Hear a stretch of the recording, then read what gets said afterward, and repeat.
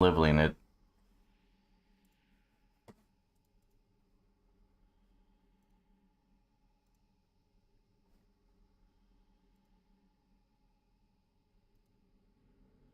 Let's see, how low is the audio?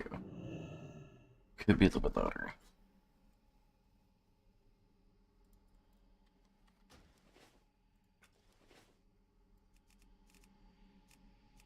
Up to there. Where are we at?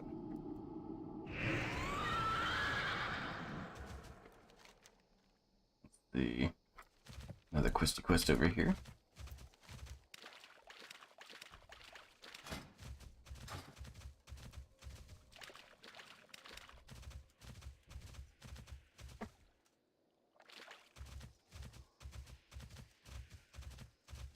Hey, you. Yeah, you. Stay well and listen. Alright.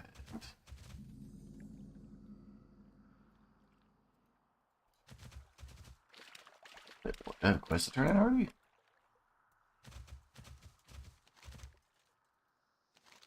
Huh. Neat. That was easy.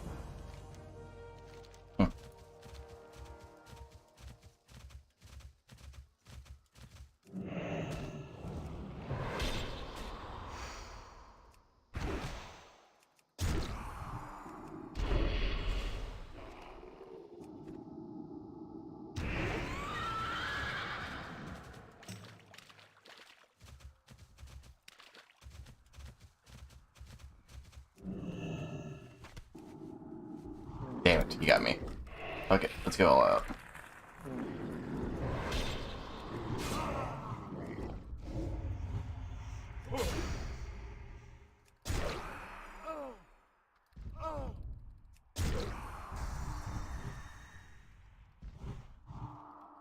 Come on, let me drop Death and Decay. Bam.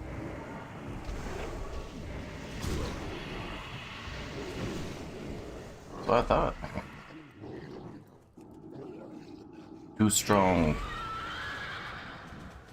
Too strong. Guy's guild name is Flaccid? Huh. Weird.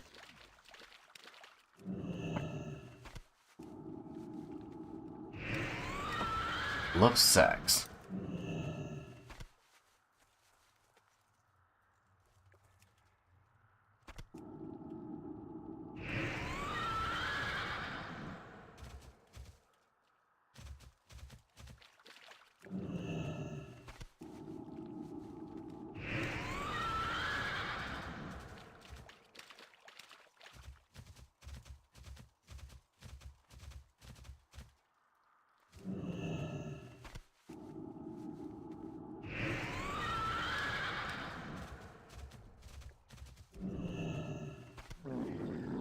Right. Get over here.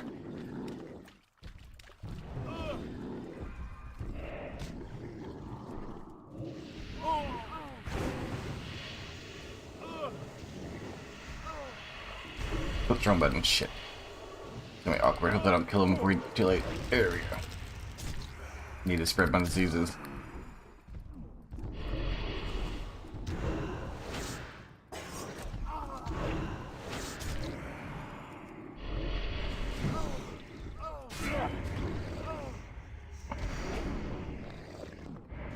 Too powerful. PKOP.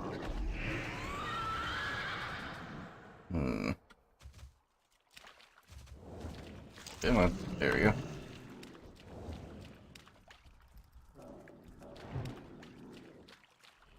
There we go. Oops, that's it.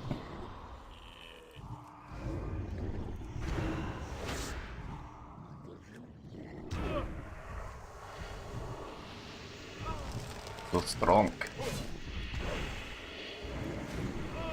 And DK is OP as F.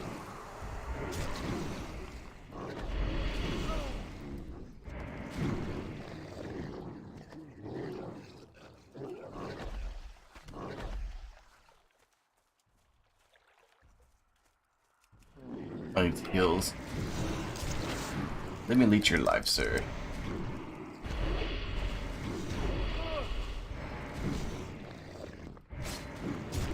Thank you, come again. Oh, that's right. I need this. Be my mature sport exec. Oh, awesome, I'm done.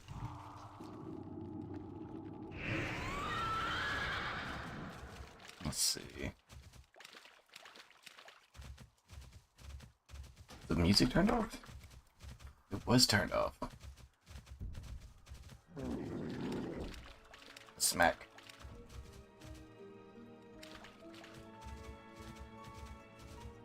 Sounds so magical when you turn the music on in this game.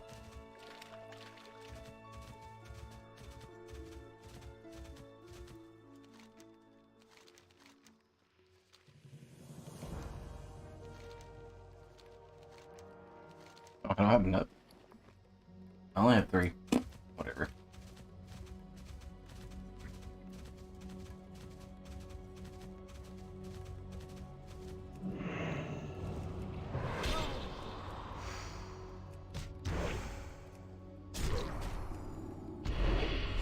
He lipped me.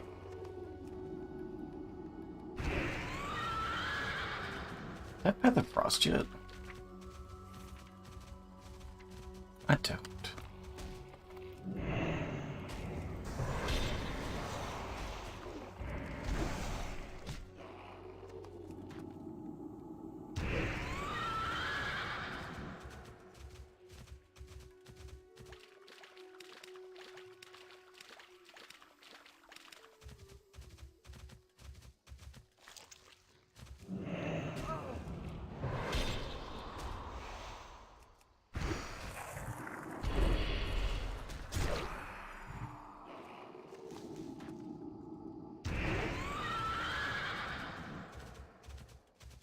I wish I could play music.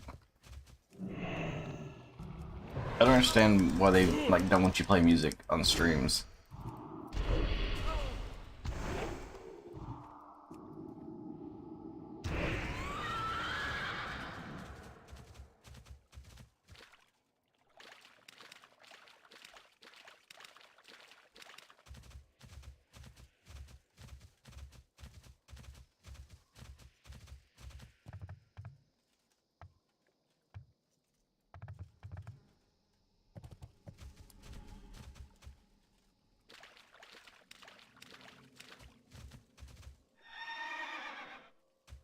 You get them shoulders. I am honored.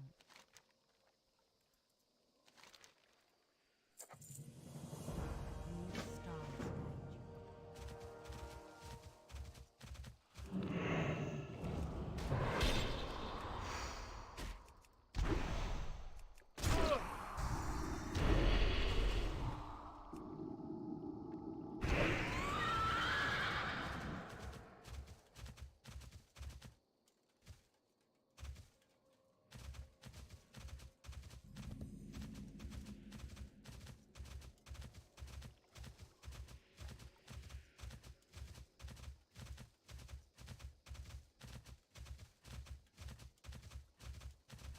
Hmm. Okay.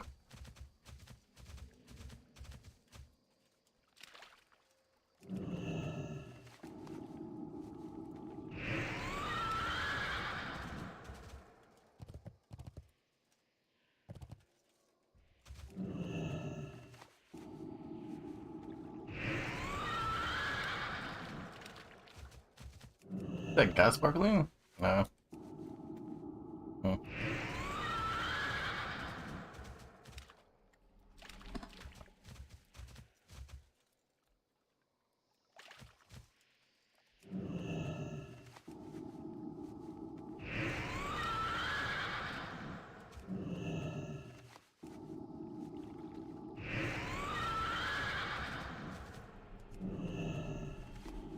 Golly. I really need a movement speed boost.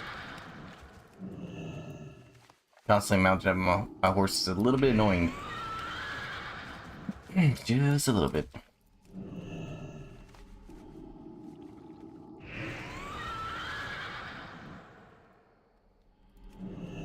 Right side, I'm almost done.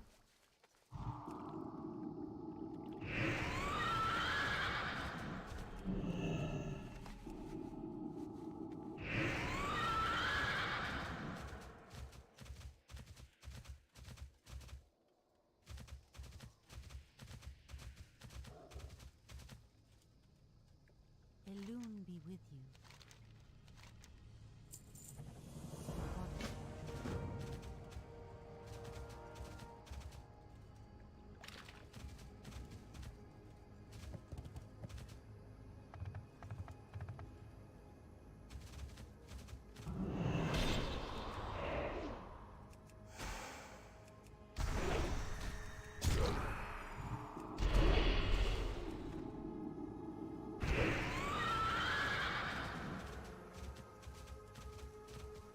Hmm.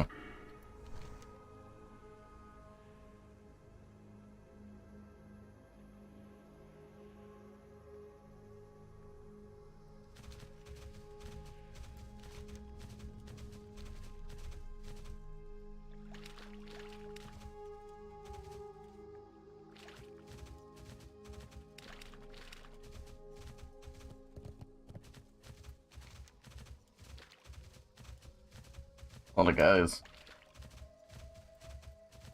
What if I could tank them all? I'm going for it. Start with this big motherfucker.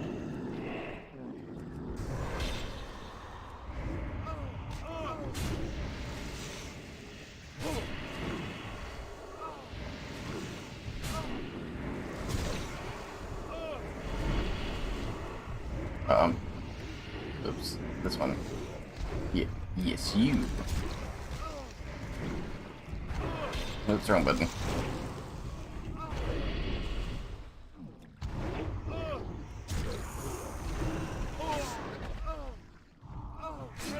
Yeah, man. I can do this. DK so strong.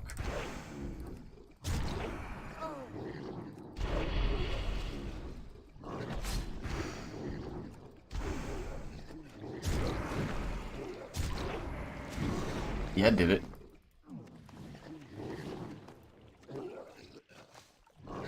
That was actually kind of fun.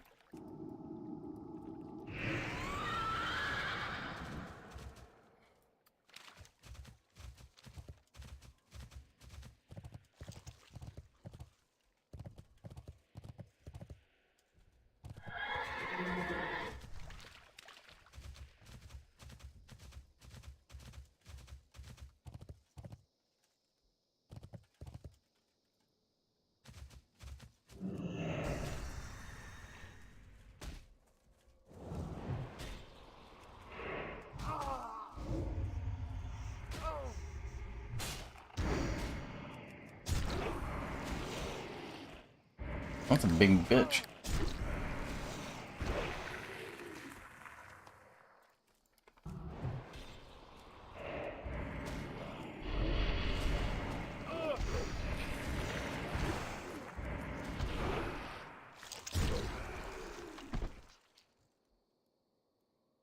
Did I get a quest? No, nothing. Hmm. Why would I get one from this guy? Hmm. Whatever.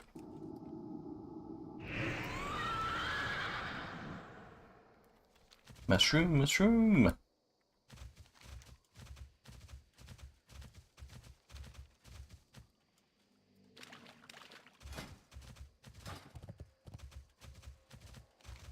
Should probably hit my class trainer soon.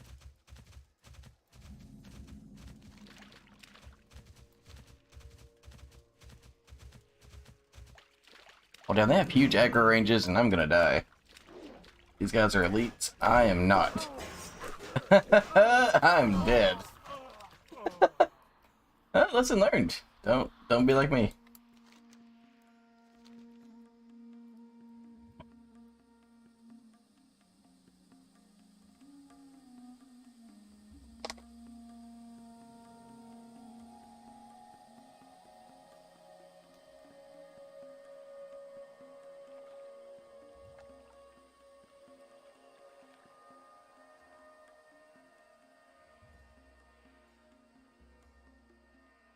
Wait, did he have the mandible? Oh. That's awkward.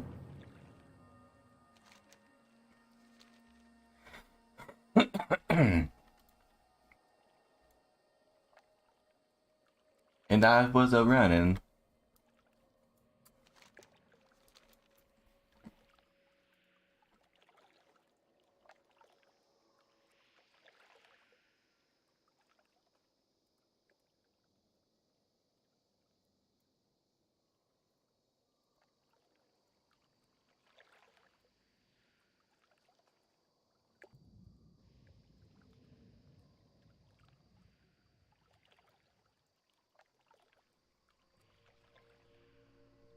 You got metal. What did I get? Some fucking bullshit.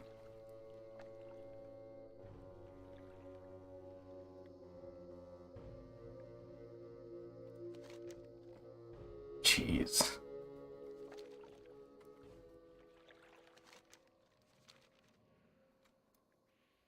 I did not make it very far at all. Fuck. I'm so far away from my buddy.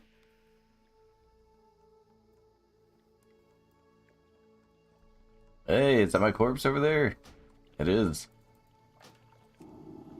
Alright, let's get the fuck out of here.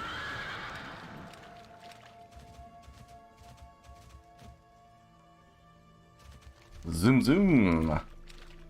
Horsey time.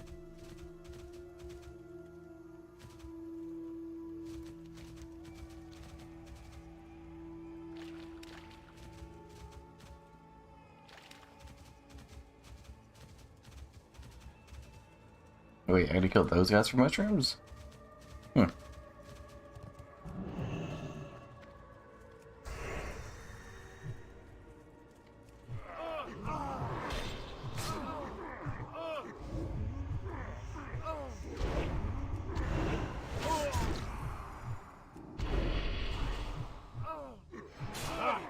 Oh, he's angry. Look at him go.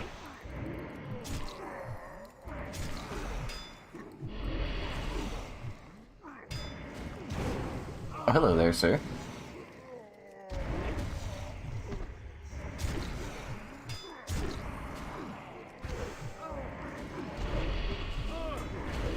No, sir. My phone is blowing up. Fucking 6 a.m. Stop.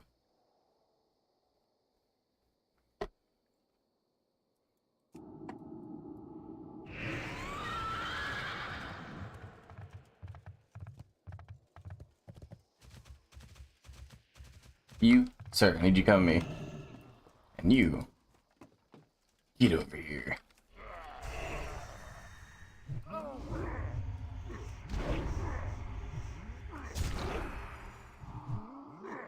How can I not drop my rune to— oh, it needs one of each. Oh, I never knew that. That's a waste of runes then. No, lesson learned.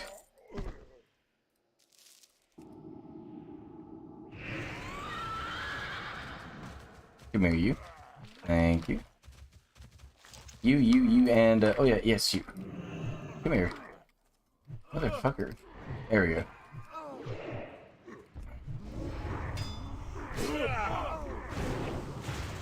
No, you don't, motherfucker.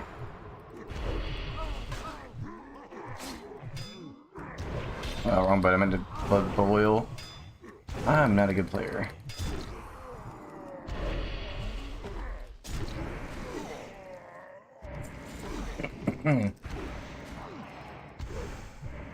Down she goes. God, it's so much easier than my feral druid.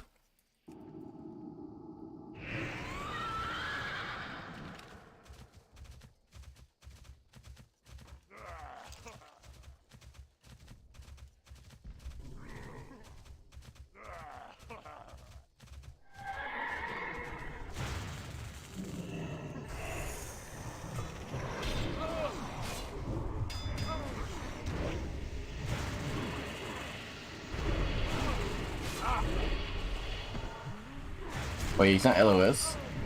That seems like cheating.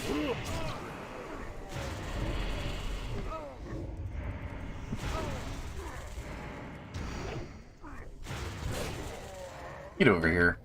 Oh, he ran out of mana and fucking reset. Are you serious? Oh, it's just disappointing.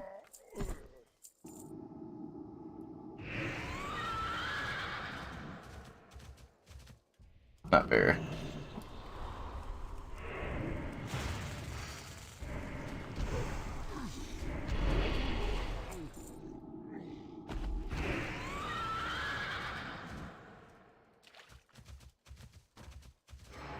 Looks so.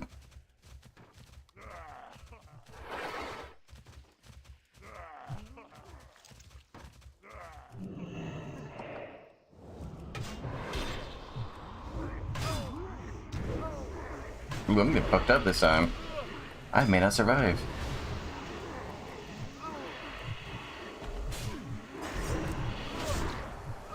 Like, I'm good.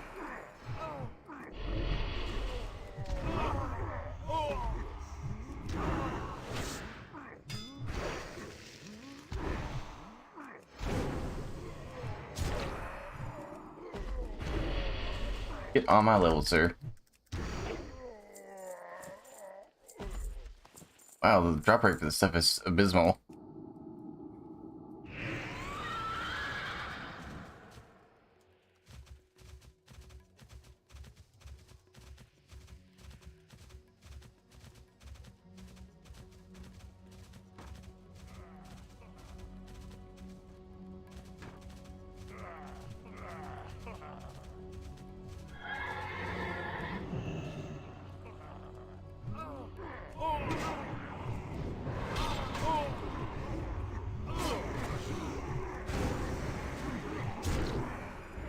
No, you don't.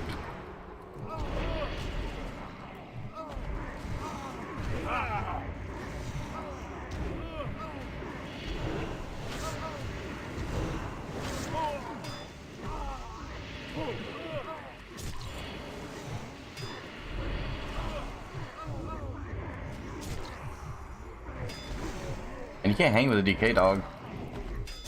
I am the hero class.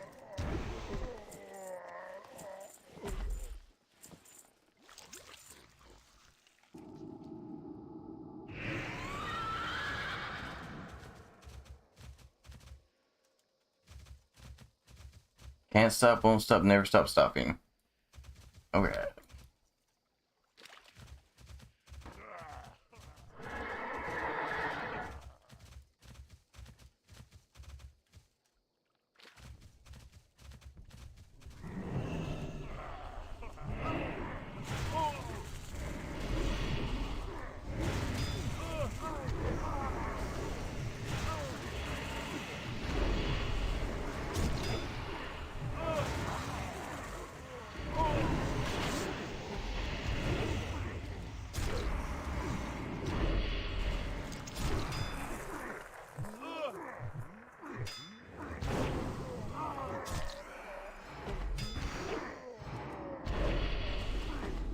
Too strong.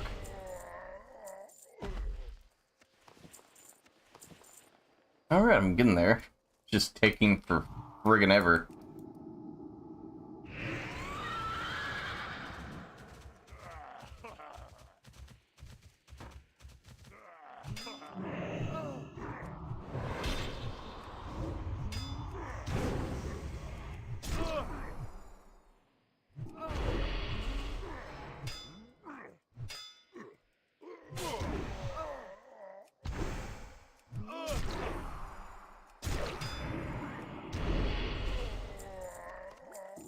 Two more to go.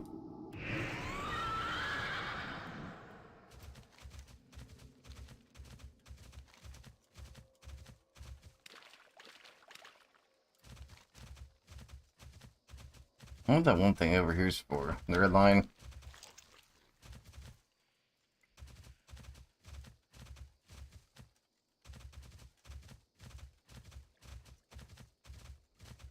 The big bitch. If I can kill him. How much health does he have? 4K? Okay, yeah, I got this. I'll fight all of them at once. Like a man.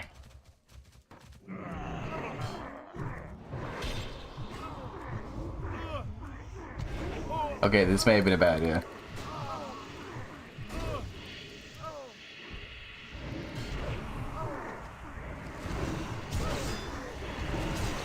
Or not.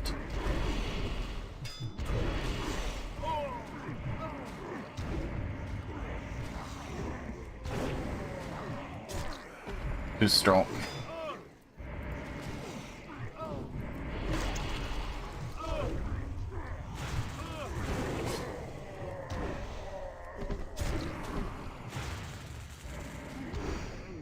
No, you don't, Ben, motherfucker.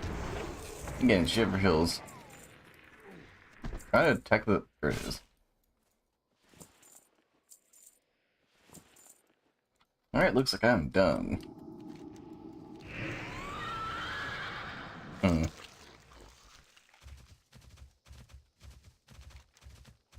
Okay. Fly looks like some bullshit.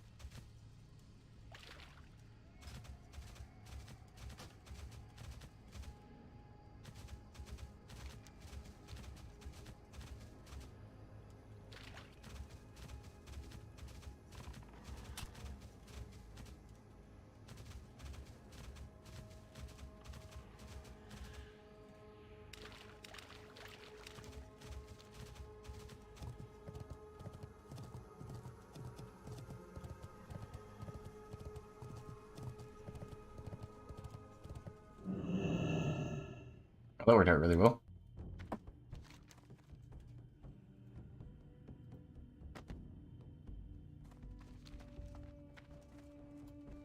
That worked out surprisingly well. Like, Nancy's about to rip my face off. He's like, oh, hey, friend. They recognize you there. This guy has a bird spirit.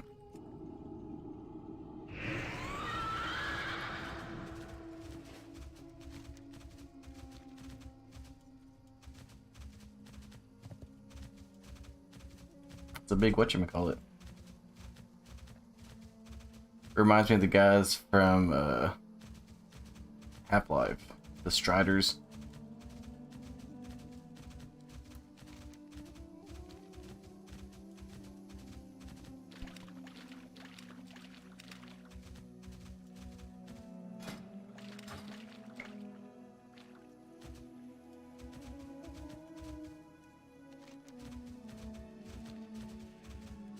The music here is so chill.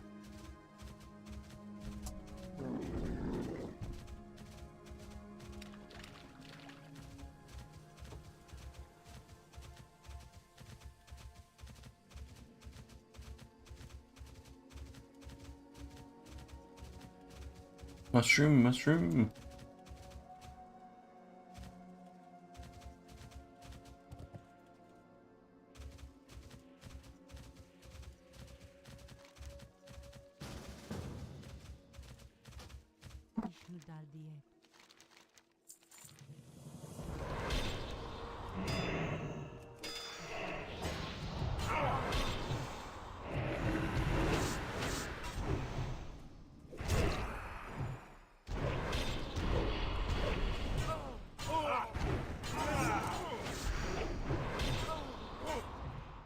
GG.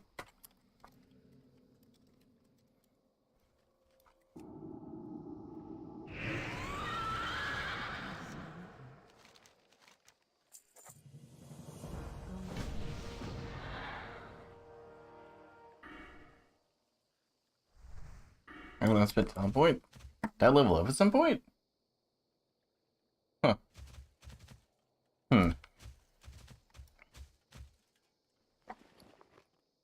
Let's see. Shit ass food.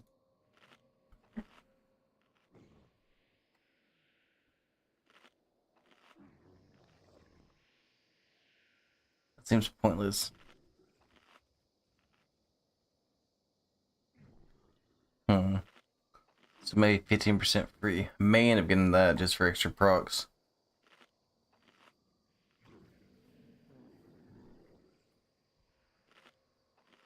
Hmm. One second, I'm getting like notifications. Alright. Hmm.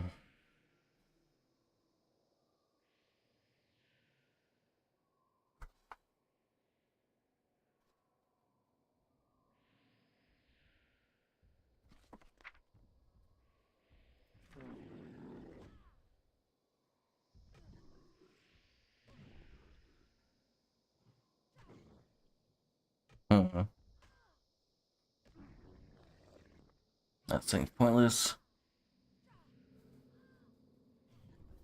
Hmm.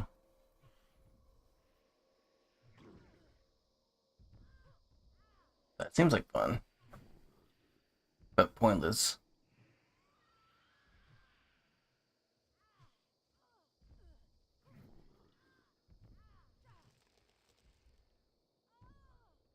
Did the NPC just die?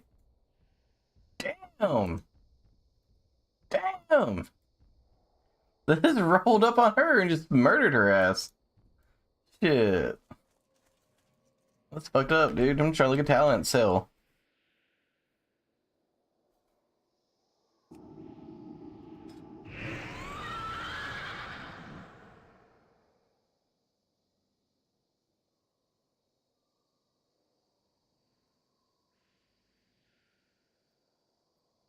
I don't think you do much dodging. I think you're like more parrying in this class. Pass on that.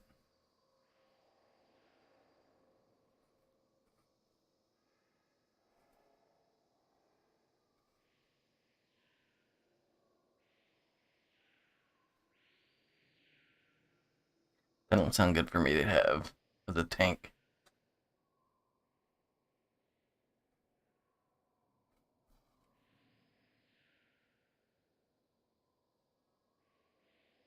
What's my current crit? 20%? Almost 20%. Hmm.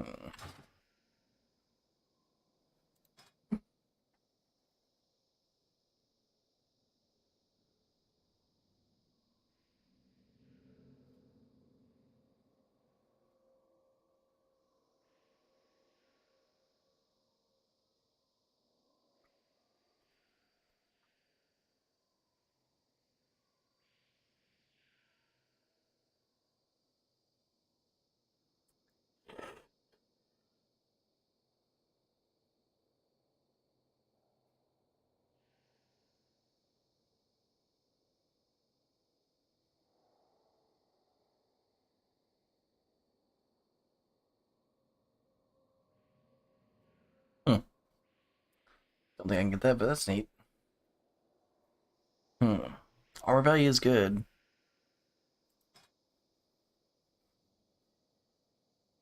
It's just free damage. Hmm.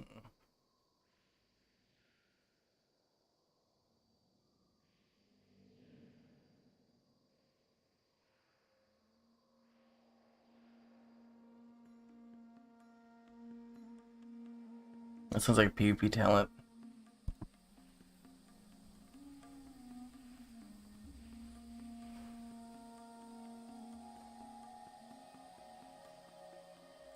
I'm just gonna go sudden doom, fuck it. Alright.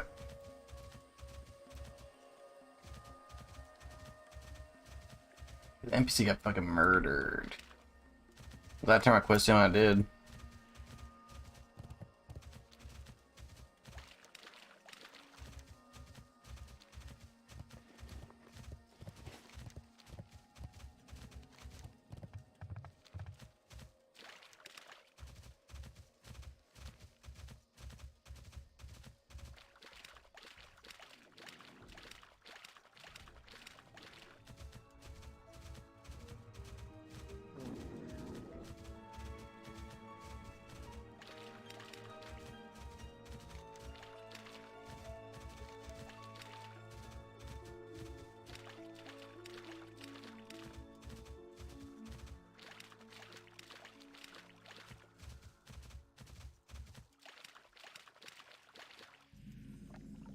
Cause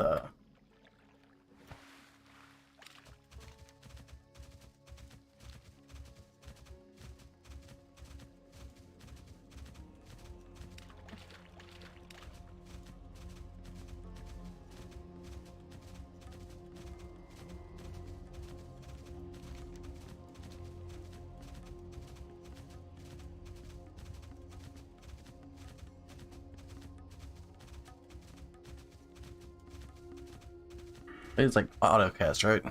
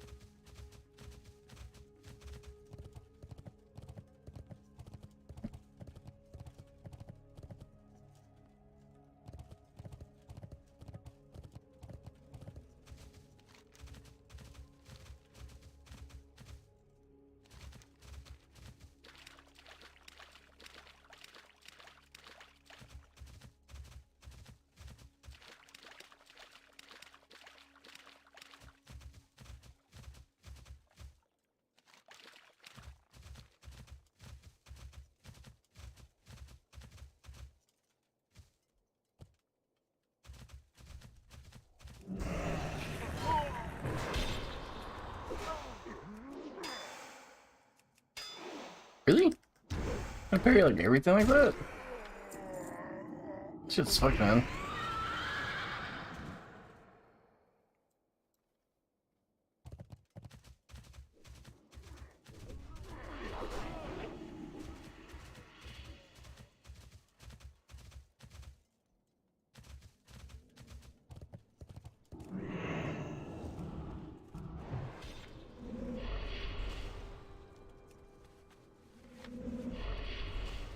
There you go there.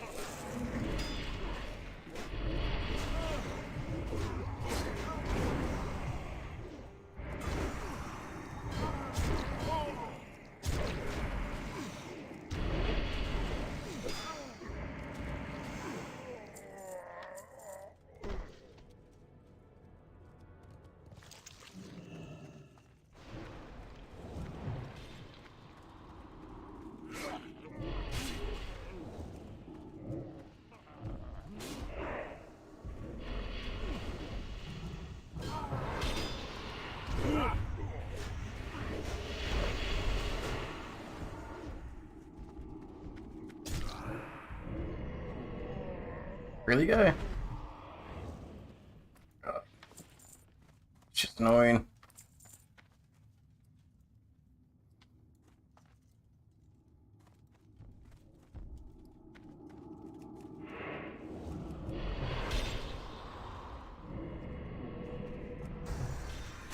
Whatever, fuck it.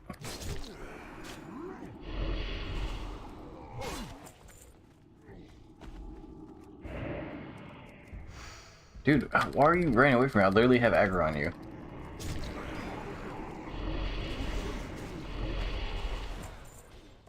Fucking annoying.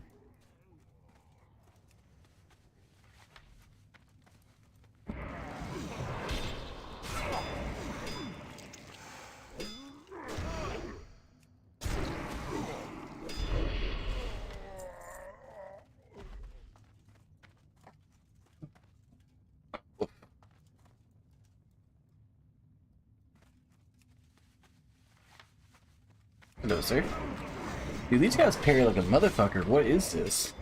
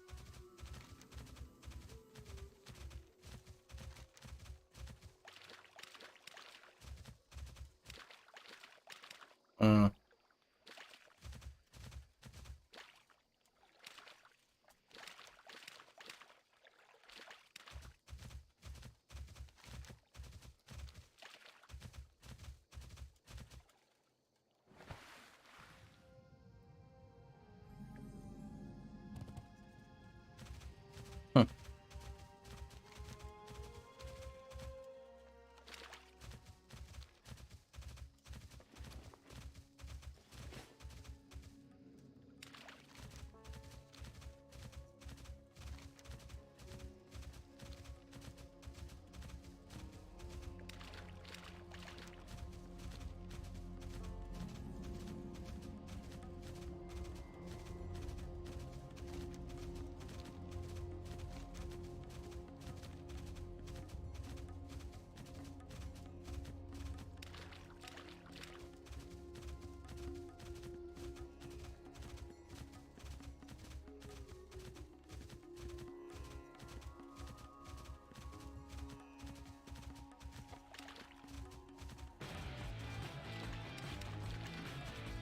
Hey guys, welcome back to Clownfish TV. This is Neon. I am here with Geeky Sparkles. It's time to talk about the Lord of the Rings, the Rings of Power. Yeah, let's talk about this supposed review bombing. It's gotten so bad that Amazon has suspended ratings. This is, has this happened before? Probably, who knows? I think it happened with Captain Marvel before, to some degree, but we're gonna talk about this because, again, Amazon is not going to let this show fail. Doesn't matter how much audiences hate it. Doesn't matter if critics hate it. The narrative is going to be, it was a phenomenal series worth every penny of the $1 billion they spent, and it's all the fans' fault. Oh, of course, because they have in here because some people complain about diversity. So they're doing it to prevent trolling. No, they're not. They're doing it to prevent their thing being tanked because there are people that are voting it pretty fairly, even in the middle. It's all being like halted. I think it's funny, the video we did yesterday on it, they were saying that there were toxic comments, and some of those comments actually came from reviewers who got screeners. Wasn't the people leaving reviews, wasn't the audience. So we're going to talk about this unprecedented situation, I guess, with the Rings of Power. It's probably happened before. It is, and it's going to happen again. These studios can't let these things. The studios own the site, the very sites that are supposed to be there, so you can review things. What do you think's going to happen? Yeah, so we'll talk about that. IMDb, of course, is owned by Amazon, so yeah. Anyway, before we get into it any further, please subscribe for more pop culture news, views, and rants, guys. Over 275,000 subs. Woo! Thank you for the support. Speaking of support, speaking of fantasy, go out and support Crimson Wren Volume 1 from Clownfish Studios. Brand new adventure. It's a prequel to Shadowbinders, written by Geeky. Oh shoot, there's more? By Jose Garcia. We still have almost 3 weeks left, and we're at almost $45,000, which is pretty awesome. And it's a beautiful, beautiful book. It's almost done. Just needs a couple of pages finished yet and some lettering, and we're good to go. So this one will definitely be coming. There shouldn't be a very long wait for it. Anyway, let's go back to this. Hollywood Reporter. Is the Rings of Power getting review bombed? Amazon suspends ratings. Of course they are. This is some serious bullshit. I mean, do I think it's being review bombed by some people? Yes. Do I think that's Probably. majority? No. And do I think it's being reviewed, I don't know what you call it, it's not bombed, but like, it's artificially being inflated by people too? Yes. Is it everybody? No. No. So anyway, it's pretty bad that the Hollywood Reporter has to talk about. And here's the thing. For all this talk of diversity and women and people don't like you didn't see this conversation much about House of the Dragon. Which does have some strong female characters and some people who aren't white, but this is Tolkien we're talking about, and this series already had a lot of things going against it. Basically, it just goes against Tolkien. They just made up a bunch of shit. It just happens to take place in a version of Middle-earth. It's not even connected to the Peter Jackson movies, which people don't understand that. I don't think normies understand that. They could have just called it the Rings of Power and called it an A. Because Lord of the Rings is the brand. Right, exactly. That's, and there are no hobbits, so, I mean, we've got the Harfoots or whatever, but there are no actual hobbits. They can't call it the Hobbit. I mean, they could call it Middle-earth.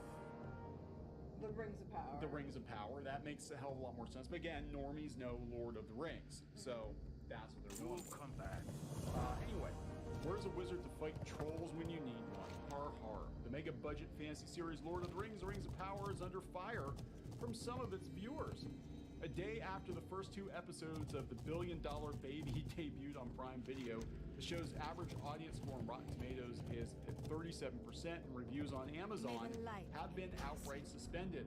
They go on, you can't even review it on Amazon itself, where you can watch. Okay, that's bad. That means they're shitting bricks. Well, then that just okay. So basically, because we don't want the reviews that aren't glowing. Those are the real ones, don't you know? The glowing reviews are all real, legitimate. But anything that's less than like the bestest ever, we're gonna just suspend it. Yeah. Compare that to the score the TV critics are giving it, 83%. Many of the reviews are highly enthusiastic. Again, it's all about the imagery. What are you doing? Yeah, exactly. It's great. A gorgeously immersive and grandly ambitious spectacle packed with stunning imagery and compelling plot. Right. There's a lot of them. We gave one example. There were multiple reviews that were not kind. Baby. Which I was very surprised What are you doing? about. The New York Times, I think, was one of them. Entertainment Weekly, the BBC, Grace Randolph. These are people that you think would be all about it, and they weren't. They actually thought it was awful. Who called Galadriel a Mary Sue and a Karen. Well, I love this next one. The score comes a couple of weeks after Marvel's She-Hulk was declared review bombed on the site by the media. Again, it's the media with this narrative. 88% critic score and a 36% audience score. Because people aren't liking the show. I'm sorry. I've heard from multiple people who watched it, all different kinds of people, not big fans.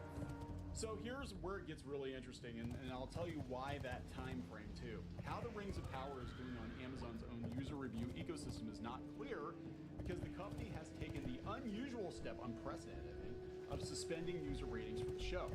An Amazon source says the reviews are being held 72 hours to weed out trolls and ensure each review is legitimate. So basically only the good reviews get through. Yes. The source later claimed Prime Video started the policy this summer on all its shows. Yeah. If that's the case, how does stuff get through? How does stuff get through? Now here's the thing. Watch time is very important on streaming shows. Watch time in the first 24 to 48 to 72 hours is extremely important, and the reason I believe they're holding them for 72 hours is they don't want to tank potential watch time. People come in, they maybe watch 10 minutes of it and be like, this show's dog shit. What are other people saying about it? And they're like, oh, 1 star, 2 star, okay, I'm not even gonna waste my time with it. That's why they're doing it, because they need that watch time in the first couple of days to be able to brag, and they're afraid those reviews are gonna damage I love the watch fact. time. What are they basing what's trolls or not? Someone gives it a 1, it's automatically a troll review? Review bombing is when a group of online users post numerous negative reviews for a product or service due to its perceived cultural or political issues rather than its actual quality. Right, and there's also the opposite, where people do the same thing, where their group of online users post glorious positive reviews for a product or service due to its perceived cultural or political issues rather than its actual quality. But they never mention that, do they? Remember how She-Ra had this amazing audience score and some of the reviews were just gay rights? Yeah, and then you went out to places like Reddit or Instagram. They were like groups that would use different accounts to keep giving it fake reviews. That's okay because that's glowing review. But if there's any negative review, even a valid one that maybe is criticism or valid, it's automatically review bombing and sexism and racism because they said so. Even though the person who might have left the review might have been a black female. Doesn't matter. It's automatically racism and misogyny, which to me, just treating everyone the same is this racism and misogyny. So if you go out to Rotten Tomatoes, according to the Hollywood Reporter, you can see examples of what they consider review bombing. They wanted to involve such an important work with current politics, and they have succeeded. That's a 1 star. Nobody has a problem with seeing people of color in movies, series, or stories, but this story was already written and should not have been sullied. Yes and no. Tolkien did not write this story. That's the fundamental problem I have with it, is they just made this shit up. And from what Squid King was telling me, they're actually borrowing from tropes of other fantasy series, including video games. He's telling me that they actually borrowed some lines from recent video games, and I'm like, what the hell is this? What is this? It's somebody's D&D campaign. Just $1 billion D&D campaign. The majority of the negative reviews, whatever the writer's private feelings are, criticize the show for non-diversity. I take ring power. Spent $1 billion on back film score. The rest is slow-moving, wooden acting, and there is no reason to actually like the main characters. There is no soul to any of it. So, are we not going to count that one because it's a 1 star. Like it could just be like this. That's is it. What's is that? Oh, it's a troll. Because it gave us anything below a 5 star is a troll. There was one aspect even the show's biggest haters seem to agree on. The Rings of Power looks amazing. Stunningly beautiful world. Sadly, was bored out of my mind. I'm hearing that more and more and more. People said, yeah, it looks expensive. It's almost like they're like, okay, we're spending a lot of money on this show. We really don't need a coherent plot. We don't need to pay those Tolkien scholars. Clearly, that's a toxic, misogynistic racist, obviously. TV Line, the site's post-premiere poll suggested most viewers had a much more positive reaction. 62% of viewers granted the show an A rating. That would imply that there's another 38% who gave it less. Amazon owns IMDb but has not suspended that site's audience ratings yet. IMDb scores were likewise higher than those on Rotten Tomatoes, albeit still middling. Could it possibly be that this is actually a very beautiful but subpar show that normies aren't enjoying as much as they expected? No, it's all review bombing. If it doesn't go the way they want, it's review bombing, but they never mention the opposite. I mean, that's you know, this is a huge deal. Well, let's go to IMDb and let's see what the okay, to click on the ratings and see up here, and you look at it, and oh look, there's 18,000 10 stars to 14,000, you know, or so 1 stars. Well, there's clearly one's being elevated more than the other. Yeah, because what happens is you get what you have the trolls and the antis or the anti-antis or whatever the hell. They're probably like, we need to fight the good fight for this corporation. Right. And the thing is, yeah, right. I know, but it's like if you're kind of arguing, if you're going to argue that this is wrong, how come there's all these 10 stars? Yeah, I mean it's ridiculous. I mean this whole thing is ridiculous. It's ridiculous they even did it. Again, what's so ironic about all this is that Amazon spent the money they spent because they wanted to come up with their own Game of Thrones, and they wound up going head-to-head with Game of Thrones, which is actually much better received and hasn't had all the drama around it yet. You know, I mean, a lot of the same issues that people supposedly have with Tolkien, they actually have in Game of Thrones, but the difference is that one actually had the blessing of the author of Game of Thrones, and it seems like they were trying to adhere to the rules of that world a little bit better. And I'm actually shocked people came back after the last couple episodes or last couple of seasons of Game of Thrones. But they're back, and yeah, the media is just like, oh, well, there's no way the Lord of the Rings could be getting. They spent a lot of money on it. There's no way this could be a disaster.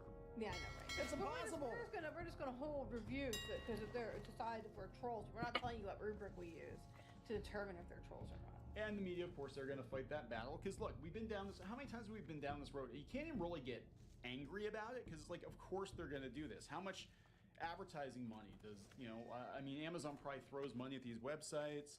They probably get commissions for referrals. They don't want to piss them off. They want to make sure they get invited to events. They get screeners and all of that.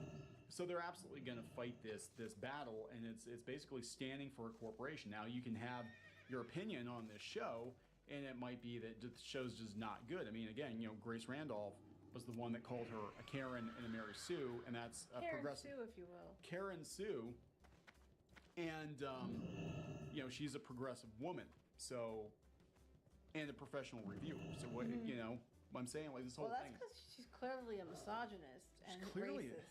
Clearly a racist and misogynist. But this is just again, we knew this was going to happen. This has happened so many times before. And the more money's involved in a franchise, the more red flags there are, the more the media is going to defend it. But it wasn't probably testing well because before the show even was aired, they start with diversity. If you hate this, you're a terrible person. They've been trying that for months. They now I haven't been following this one real closely, but they were like pulling down teaser videos and shutting off comments, turning off comments on videos because there was all kinds of backlash. I mean, it should have been a huge red flag back 3 years ago when they're like, yeah, we can't really base this on anything Tolkien. We can't base it on the Peter Jackson films. We're just going to make a bunch of shit up.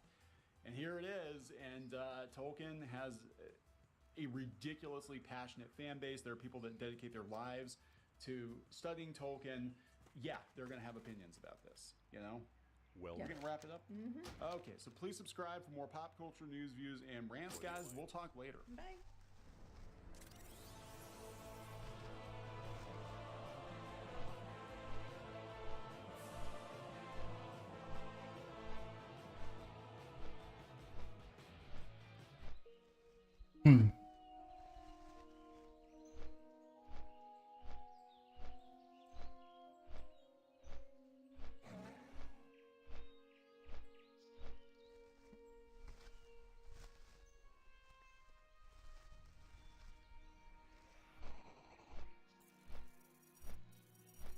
Hey everyone, Nigel and Luke here.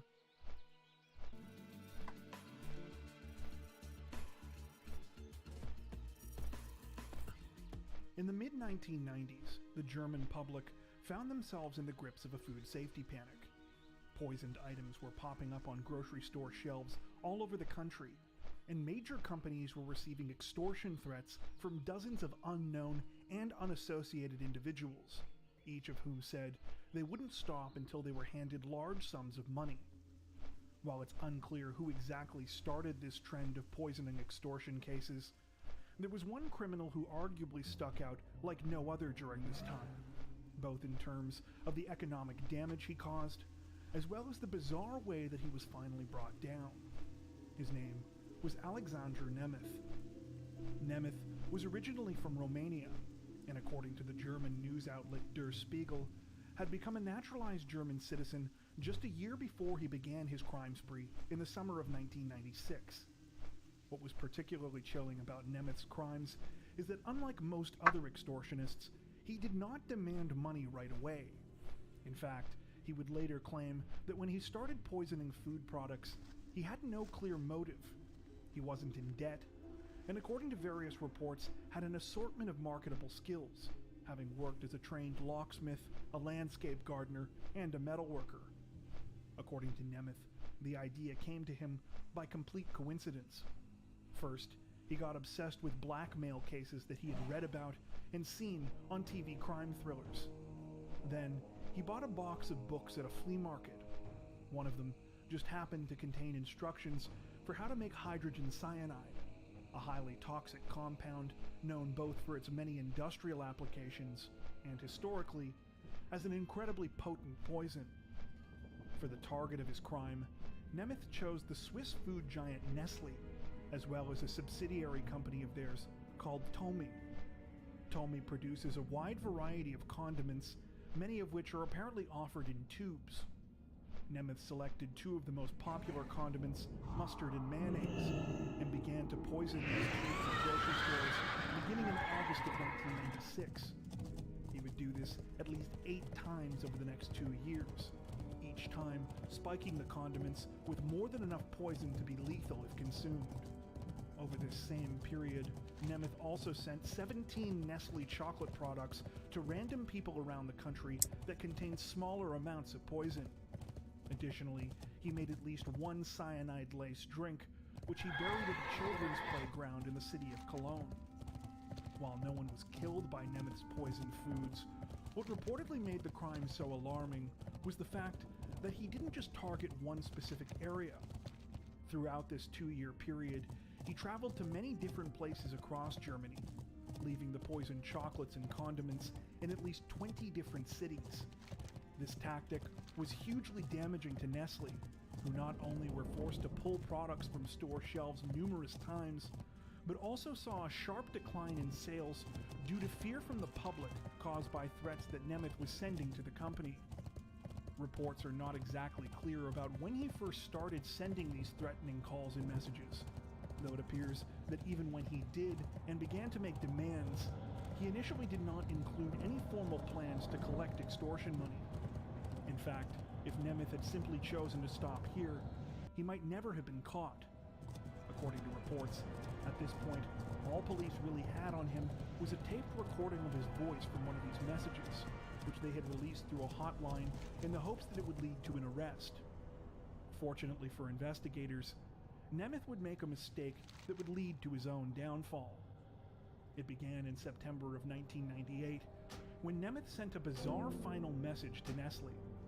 He wanted 25 million Deutschmarks, or about $14 million US, worth of uncut diamonds in order for the product tampering to stop. Here was the strange part, though. The diamonds were to be delivered to him by a flock of specially trained carrier pigeons. For the last several months, Nemeth had been raising and preparing the birds on a small allotment of land located somewhere northwest of the city of Frankfurt. The message said that the 12 pigeons could be found in a car near the city of Dusseldorf, and that each of the birds would have a hand-sewn satchel around its neck. The diamonds were to be put into the satchels and the birds released so that they could fly back to Nemeth.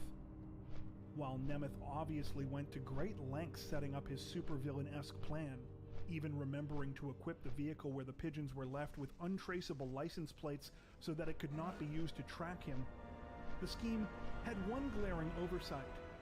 Nemeth had no control over what police put into the satchels that he had put on his pigeons. Instead of diamonds, authorities opted to put tiny radio transmitters inside instead, which they used to track the pigeons while they flew behind from a safe distance in a helicopter. Sure enough, the birds flew right back to the allotment where Nemeth had been raising them. A pigeon that authorities nicknamed Charlie was the first to arrive at the scene.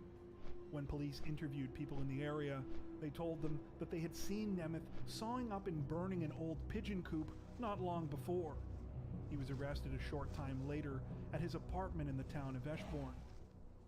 While Nemeth initially denied having anything to do with the poisonings, at some point he seemed to realize that the evidence against him didn't look great.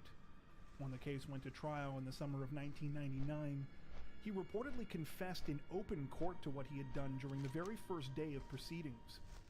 As previously mentioned, Nemeth would claim that the crime was never about money, or even blackmail, really. He said that his motives were a mystery even to him, and that at some point it became like an addiction.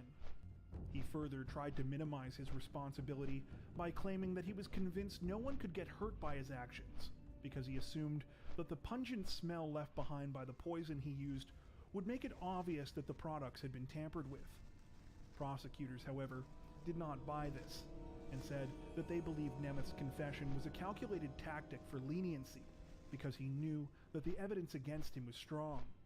They further pointed out that regardless of the fact that no one died, Nemeth's actions were extremely reckless, and not only induced a public panic, but cost Nestle an estimated $23 million in lost revenue. While Nemeth was ultimately sentenced to 11 years in prison for the crime, apparently this did not put a stop to the wave of extortion crimes that Germany was experiencing. A report from the time mentioned a claim from German authorities who estimated that they were receiving between 2 to 3 new extortion cases a week. Not all of these were within the food sector, though many were. Several copycats even targeted Nestle directly. Though it's not exactly clear what finally caused these types of crimes to go out of fashion, one theory we came across was that, like the 1982 Chicago Tylenol murders, it was due to subsequent changes to product packaging, particularly within the food sector.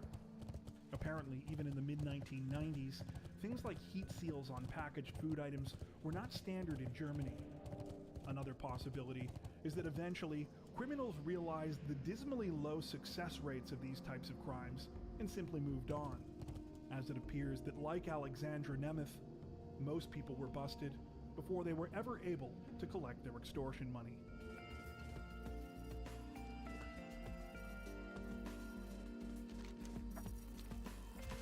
At about 6 a.m. on the morning of June 11th, 1986, 40-year-old Sue Snow rolled out of bed at her home in Auburn, a city in King County, Washington, located roughly 30 miles south of Seattle. The day started off like any other Wednesday. After getting up, Sue started her morning routine more or less alone. Her husband, truck driver Paul Webking, had already woken up before her, and the two had exchanged a kiss and a sleepy "I love you" before Paul headed out the door. Sue, meanwhile, still had a little bit of time before she had to be at her job at the Puget Sound National Bank, where she worked as assistant vice president and manager. And one that Sue enjoyed. She was comfortable and happy and married life. Sue definitely hadn't always had it easy. She had dropped out of high school after getting married young, had been divorced twice, and had 2 daughters, one of whom, Cindy, was now an adult, and the other of whom, Haley, was 15 years old. That being said, Sue had worked hard to provide for her children, something that had eventually paid off for her at work. She had even found the time to get involved in local civic affairs and charity programs, and was known for her seemingly ever-present smile and her infectious, upbeat personality. Her luck in the relationship department had been more of a recent development, as she and Paul had only been married for about a year. All the same, though, the two were madly in love, and were rarely apart outside of work. However, all of this would come crashing down that fateful morning, when at about 6:30 a.m., Sue's daughter Haley walked into one of the family bathrooms and found her mother lying unconscious on the floor. Sadly, Sue never woke up again, and by that afternoon was declared brain dead. Not long after, her family made the impossible and gut-wrenching decision to take her off of life support. Owing to the sudden and inexplicable nature of Sue's death, an autopsy was performed by the King County Medical Examiner. During the procedure, the examiner noticed something that stuck out to them. It was the smell of bitter almonds. This was noteworthy since under the circumstances, the odor could have been indicative of cyanide poisoning. Sure enough, tests verified this suspicion not long after. Sue Snow had died of acute cyanide poisoning. That wasn't the only thing, though. Testing also revealed that the poison had come from a bottle of extra-strength Excedrin painkiller capsules. Sue had taken 2 of the capsules just minutes before she collapsed on the bathroom floor. When analysis was done on the remaining capsules in the bottle, 3 were also found to have been poisoned with cyanide.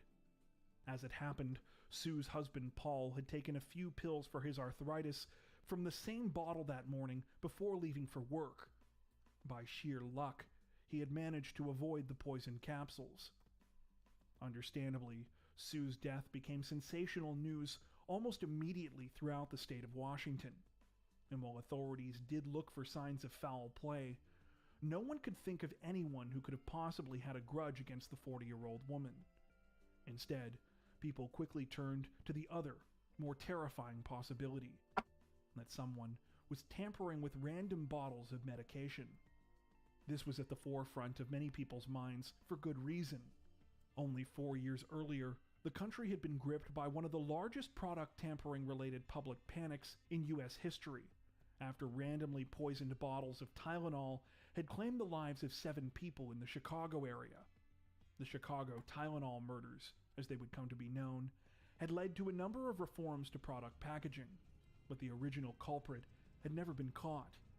For a time, the crime had also inspired a wave of copycats. Now, Seattle area residents worried that they might be the next ground zero for a wave of random poisonings.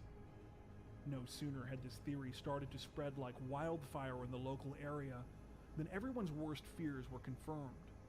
A second case of cyanide poisoning from a bottle of Excedrin capsules had been reported.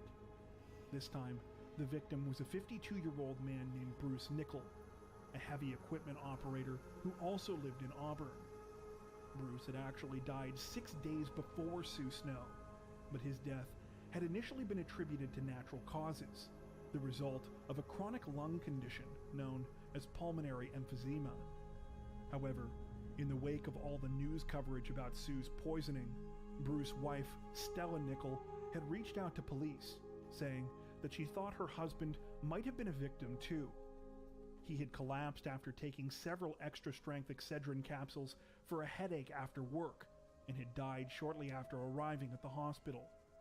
Not only that, when Stella checked the manufacturing numbers on 2 bottles of Excedrin that she had bought, both were a match to the same batch that had killed Sue. These numbers had been widely publicized in the days following her death to warn consumers.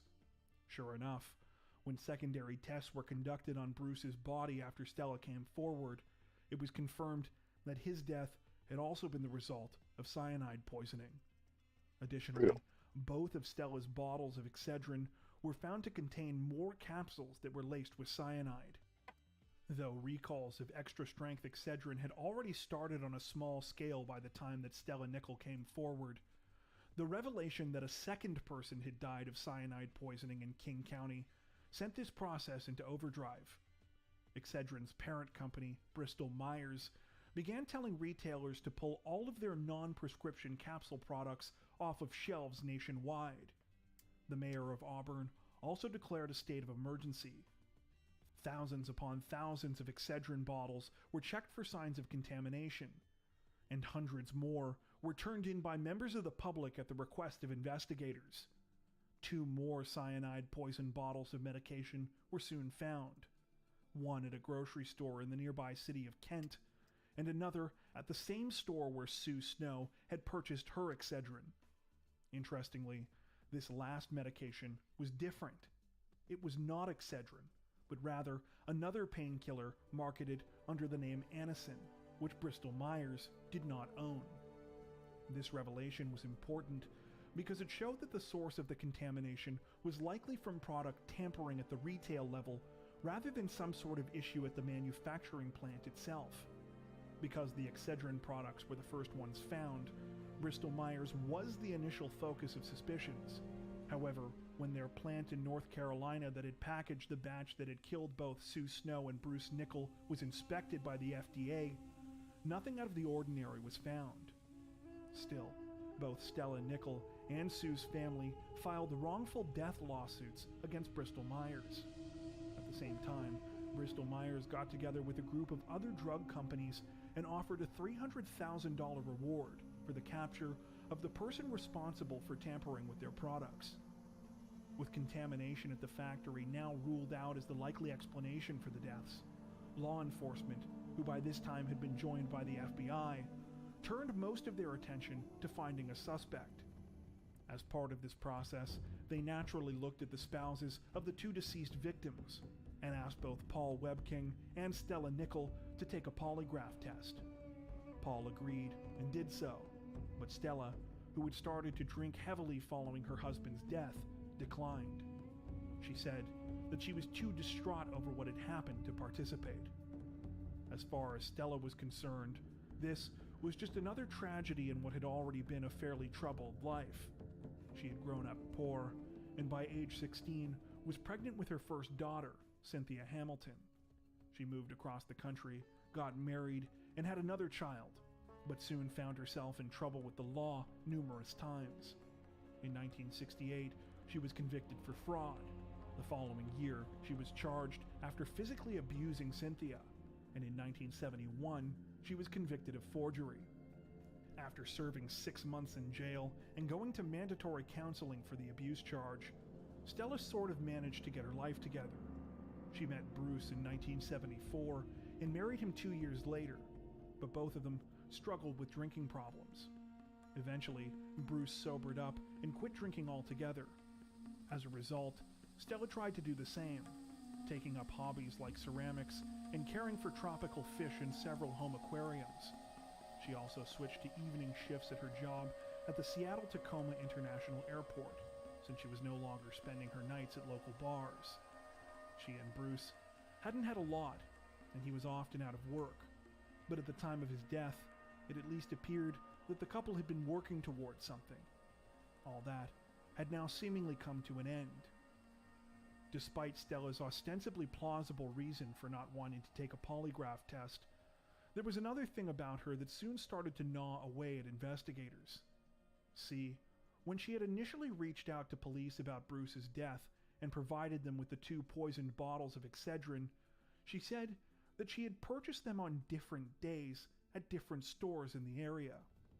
The more the detectives thought about this, the less it made sense. After all, there were only 5 poisoned bottles found during the entire nationwide recall. What were the chances that one woman just happened to purchase 2 of them at completely different stores on completely different days? When investigators did some more digging, they discovered that Stella had taken out several life insurance policies on Bruce in the year before his death. Further analysis revealed signs that Bruce's signature had been forged on at least 2 of these documents. Things got even worse for Stella when authorities did further examinations of the recovered painkiller capsules that had been poisoned with cyanide. All of them had traces of a mysterious green substance in them. This turned out to be an algae killer sold under the brand name Algae Destroyer, the same one that Stella used in her home aquariums. Detectives were now confident that they had found their culprit. When Stella finally agreed to take a polygraph test in November of 1986, she failed, further confirming the suspicions of law enforcement. Despite all of this, investigators still felt that they didn't have quite enough evidence against Stella and held off on making an arrest. That changed in January of 1987, when a surprise witness came forward: Stella's daughter, Cynthia Hamilton. Cynthia told police that her mother had repeatedly talked about wanting Bruce out of the way in the lead up to his death. Damn. She said that she had grown bored with him ever since he got sober, and that she wanted more. She felt that the best way to do this would be to kill him and to make it look like an accident so that she could claim his life insurance payout. Cynthia claimed that her mother had even hinted at having tried to poison Bruce before, but that this had not worked. Cynthia also pointed police in the direction of the local public library. When police examined Stella's library records, they discovered that she had checked out numerous books about poisons, especially those that could be cultivated from wild plants. In a stroke of luck, when investigators fingerprinted some of these books, they were able to lift Stella's prints off of several pages specifically devoted to cyanide. After this, detectives felt that they had finally put together all of the chilling pieces of Stella's plan, and she was placed under arrest. Detectives alleged that after learning how to create the deadly cyanide capsules, Stella bought the Excedrin and tampered with it to kill Bruce. This had worked as intended, but Stella quickly ran into a problem. When Bruce died, his death was attributed to his chronic lung condition and not the poison that she had used. While this meant that Stella had gotten away with her crime at this point undetected, because the death was ruled to be of natural causes and not accidental, she knew that it would create a difference in the life insurance payout. She would get $76,000 instead of $176,000. Stella wanted that extra $100,000, and she decided that she was willing to do whatever it took to get it. In order to redraw attention to Bruce's murder, therefore, Stella had randomly poisoned at least 3 other bottles of painkiller medication around King County in order to cause a tampering scare. This meant that Sue Snow's death had merely been collateral damage, a consequence of Stella deciding to push the crime further to get the rest of her money. It also came with an added bonus in her mind. If the crime got blamed on the drug manufacturers, she might win additional money in a wrongful death lawsuit. Unfortunately for Stella, she was sloppy. Perhaps the best example of this was the algae killer. Police theorized that they had found traces of it in all of the poisoned capsules because she mixed the cyanide used in the crimes in the same container she used to crush the algicide for her aquariums. Near the end of 1987, Stella was indicted by a federal grand jury on 5 counts of product tampering, including 2 which resulted in death. She was found guilty in 1988 and sentenced to 2 90-year terms in prison for Bruce and Sue's deaths, as well as 3 10-year terms for the other tampering charges. All of the sentences were to run concurrently. Interestingly, Stella was actually the first person to be convicted and sentenced under the U.S.'s new federal product tampering laws that had been created in the wake of the Chicago Tylenol murders. After being found guilty, Stella continued to maintain her innocence and appealed her convictions numerous times. These were all denied, though in one notable appeal, she and her lawyers accused her daughter Cynthia of lying about what she had told police in order to get the reward money offered by the drug companies. It's worth pointing out that Cynthia reportedly did actually get around $250,000 worth of this money eventually, and there are those that still speculate that she made the whole thing up. However, to our knowledge, no actual evidence of this has ever been produced, whereas the evidence against Stella Nickel is pretty damning. Stella's first opportunity for parole came in 2017, though she was denied. This past May, she filed a petition for compassionate release due to ongoing health problems, though according to records we came across, she is still incarcerated at FCI Dublin in Northern California. She is currently 79 years old, and if this request is denied, her scheduled release date isn't until July of 2040, when she would be almost 97 years old. As one final note, it's worth pointing out that because Stella was charged and convicted under federal product tampering laws, she was never actually charged with Bruce and Sue's murders. According to sources we came across, this technically means that if she ever gets out, the state of Washington still has the ability to bring charges against her. Before we wrap up, we'd like to take a minute to thank our amazing supporters over on Patreon. As many of you are aware, our situation on YouTube always seems to be a bit uncertain, but our patrons help to ensure that we can continue to make content like this long term without having to worry as much about what surprises might be thrown our way. Plus, patrons also get access to 4 additional stories per week for each of our Crimes of the Week and Crimes of the Week International videos. If you'd like to help support the channel directly, head over to Crime Zone to join. You can also find that link in the description below. As always, thank you so much for watching, and take care.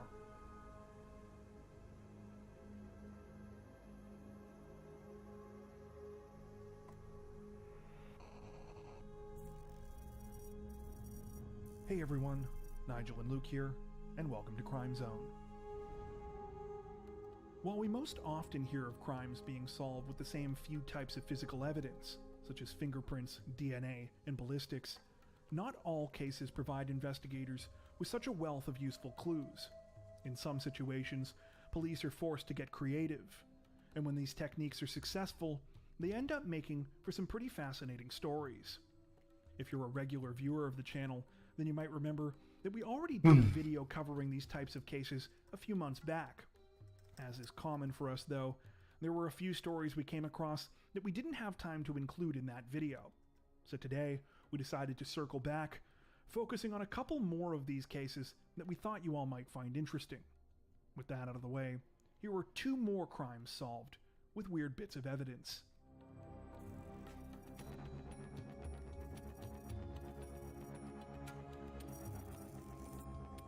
At around 6 a.m. on August 11th, 2000, 22-year-old Tracy Tomko left her home in Akron, Ohio, and set out for her morning jog. She had always been an avid runner, inspired by her father who ran marathons, and with whom she had participated in small events and local races with growing up. Recently, Tracy had decided that she really wanted to run a marathon of her own, and had selected the Towpath, an annual event held in Cleveland along the Towpath Trail, which was originally established to promote the Ohio and Erie Canalway. With the marathon coming up that fall, Tracy had been training hard. When she left that morning, Tracy headed out of her sprawling neighborhood complex, known as the Timbertop Apartments and Townhomes. The complex is located in a more sparsely developed, forested area on the northern outskirts of Akron, the kind of place that seemed to offer perfect scenery and a tranquil environment for runners like Tracy. However, it was here, along a quiet tree-lined access road called Canyon Brook Drive, where she would abruptly disappear. The first sign that something was wrong came at around 7:45 a.m. that morning, when Tracy's colleagues at the retirement planning company where she worked as a financial analyst started to arrive and noticed that she wasn't there. Having a reputation for being both punctual and extremely organized, this immediately stuck out to Tracy's coworkers as odd. As one colleague put it, quote, "You could set your clock by her." When more than 15 minutes passed and Tracy was officially late, people started to grow seriously concerned. At some point, Tracy's family members were contacted, and by that afternoon, her parents had filed a missing persons report. Before a real search effort could even get off the ground, though, police received a call at about 3:30 that afternoon concerning a chilling discovery made by a group of kids who were playing in the woods near the Timbertop complex. They said that they had found a woman's body. When police went out to the scene, everyone's worst fears were soon confirmed. They had discovered the body of Tracy Tomko. She was in the forest, a couple hundred feet off of Canyon Brook Drive, the access road that was part of her running route. Based on Tracy's injuries, it was quickly determined that she had likely been the victim of a hit and run. More specifically, it appeared that she had been hit from behind while jogging by a vehicle that was traveling in the same direction, after which she had been dragged into the forest, presumably by the culprit, who had tried to cover up what had happened. Back on the road adjacent to where Tracy had been discovered, police found small clues that had been left behind from the collision. Glass believed to be from a car's windshield was scattered in the area, as was a small quarter-sized piece of plastic believed to have come from the same vehicle. While this seemed to confirm investigators' theory about a hit and run, unfortunately, this was the extent of the evidence they were able to find. Hoping for further leads, they turned to the public, asking for anyone who might have seen anything to come forward. In particular, they told people to look out for any vehicles with signs of suspicious damage, especially ones that had cracked or broken windshields. Within just a couple of days, police announced that they had received a promising lead from a male witness, who said that he had seen a car parked along the side of the road at the approximate time and place of the hit and run. The man described the vehicle he had seen as an older model boxy-shaped car with damage to its front end and windshield. He said that the car was either blue or teal and might have been a Chevrolet Cavalier. No sooner had this new information been announced than police made a second update about the case. A vehicle matching the witness's description had just been found in Summit Lake, about a 20-minute drive south of the crime scene. When the car was pulled out of the lake, things looked extremely promising. Bunch of experience. Not only was the vehicle a teal Chevrolet Cavalier, but it also had damage to its windshield and front end. Unbelievably, however, the vehicle turned out to be a massive coincidence. It had been stolen from a family the morning after Tracy's death on a road extremely close to the south end of Summit Lake. When police showed a picture of the vehicle to the witness that had originally come forward, he also said that he didn't think it was a match. With that, the promising lead was ruled out. More appeals to the public for information followed, but this time, weeks began to pass with no substantial breaks made in the investigation. Understandably, the lack of resolution to the case was disturbing to many of those in the local area, particularly those who lived in the Timbertop apartment complex. Though Tracy had only moved into the neighborhood a few months prior, she had made an impact on several of her neighbors in that time who knew her as a friendly and kind person. This was especially true of a married couple named Linda and Douglas French, who said that they waved to Tracy almost every day as they drove past her while they were on their way to work and she was out for her morning run.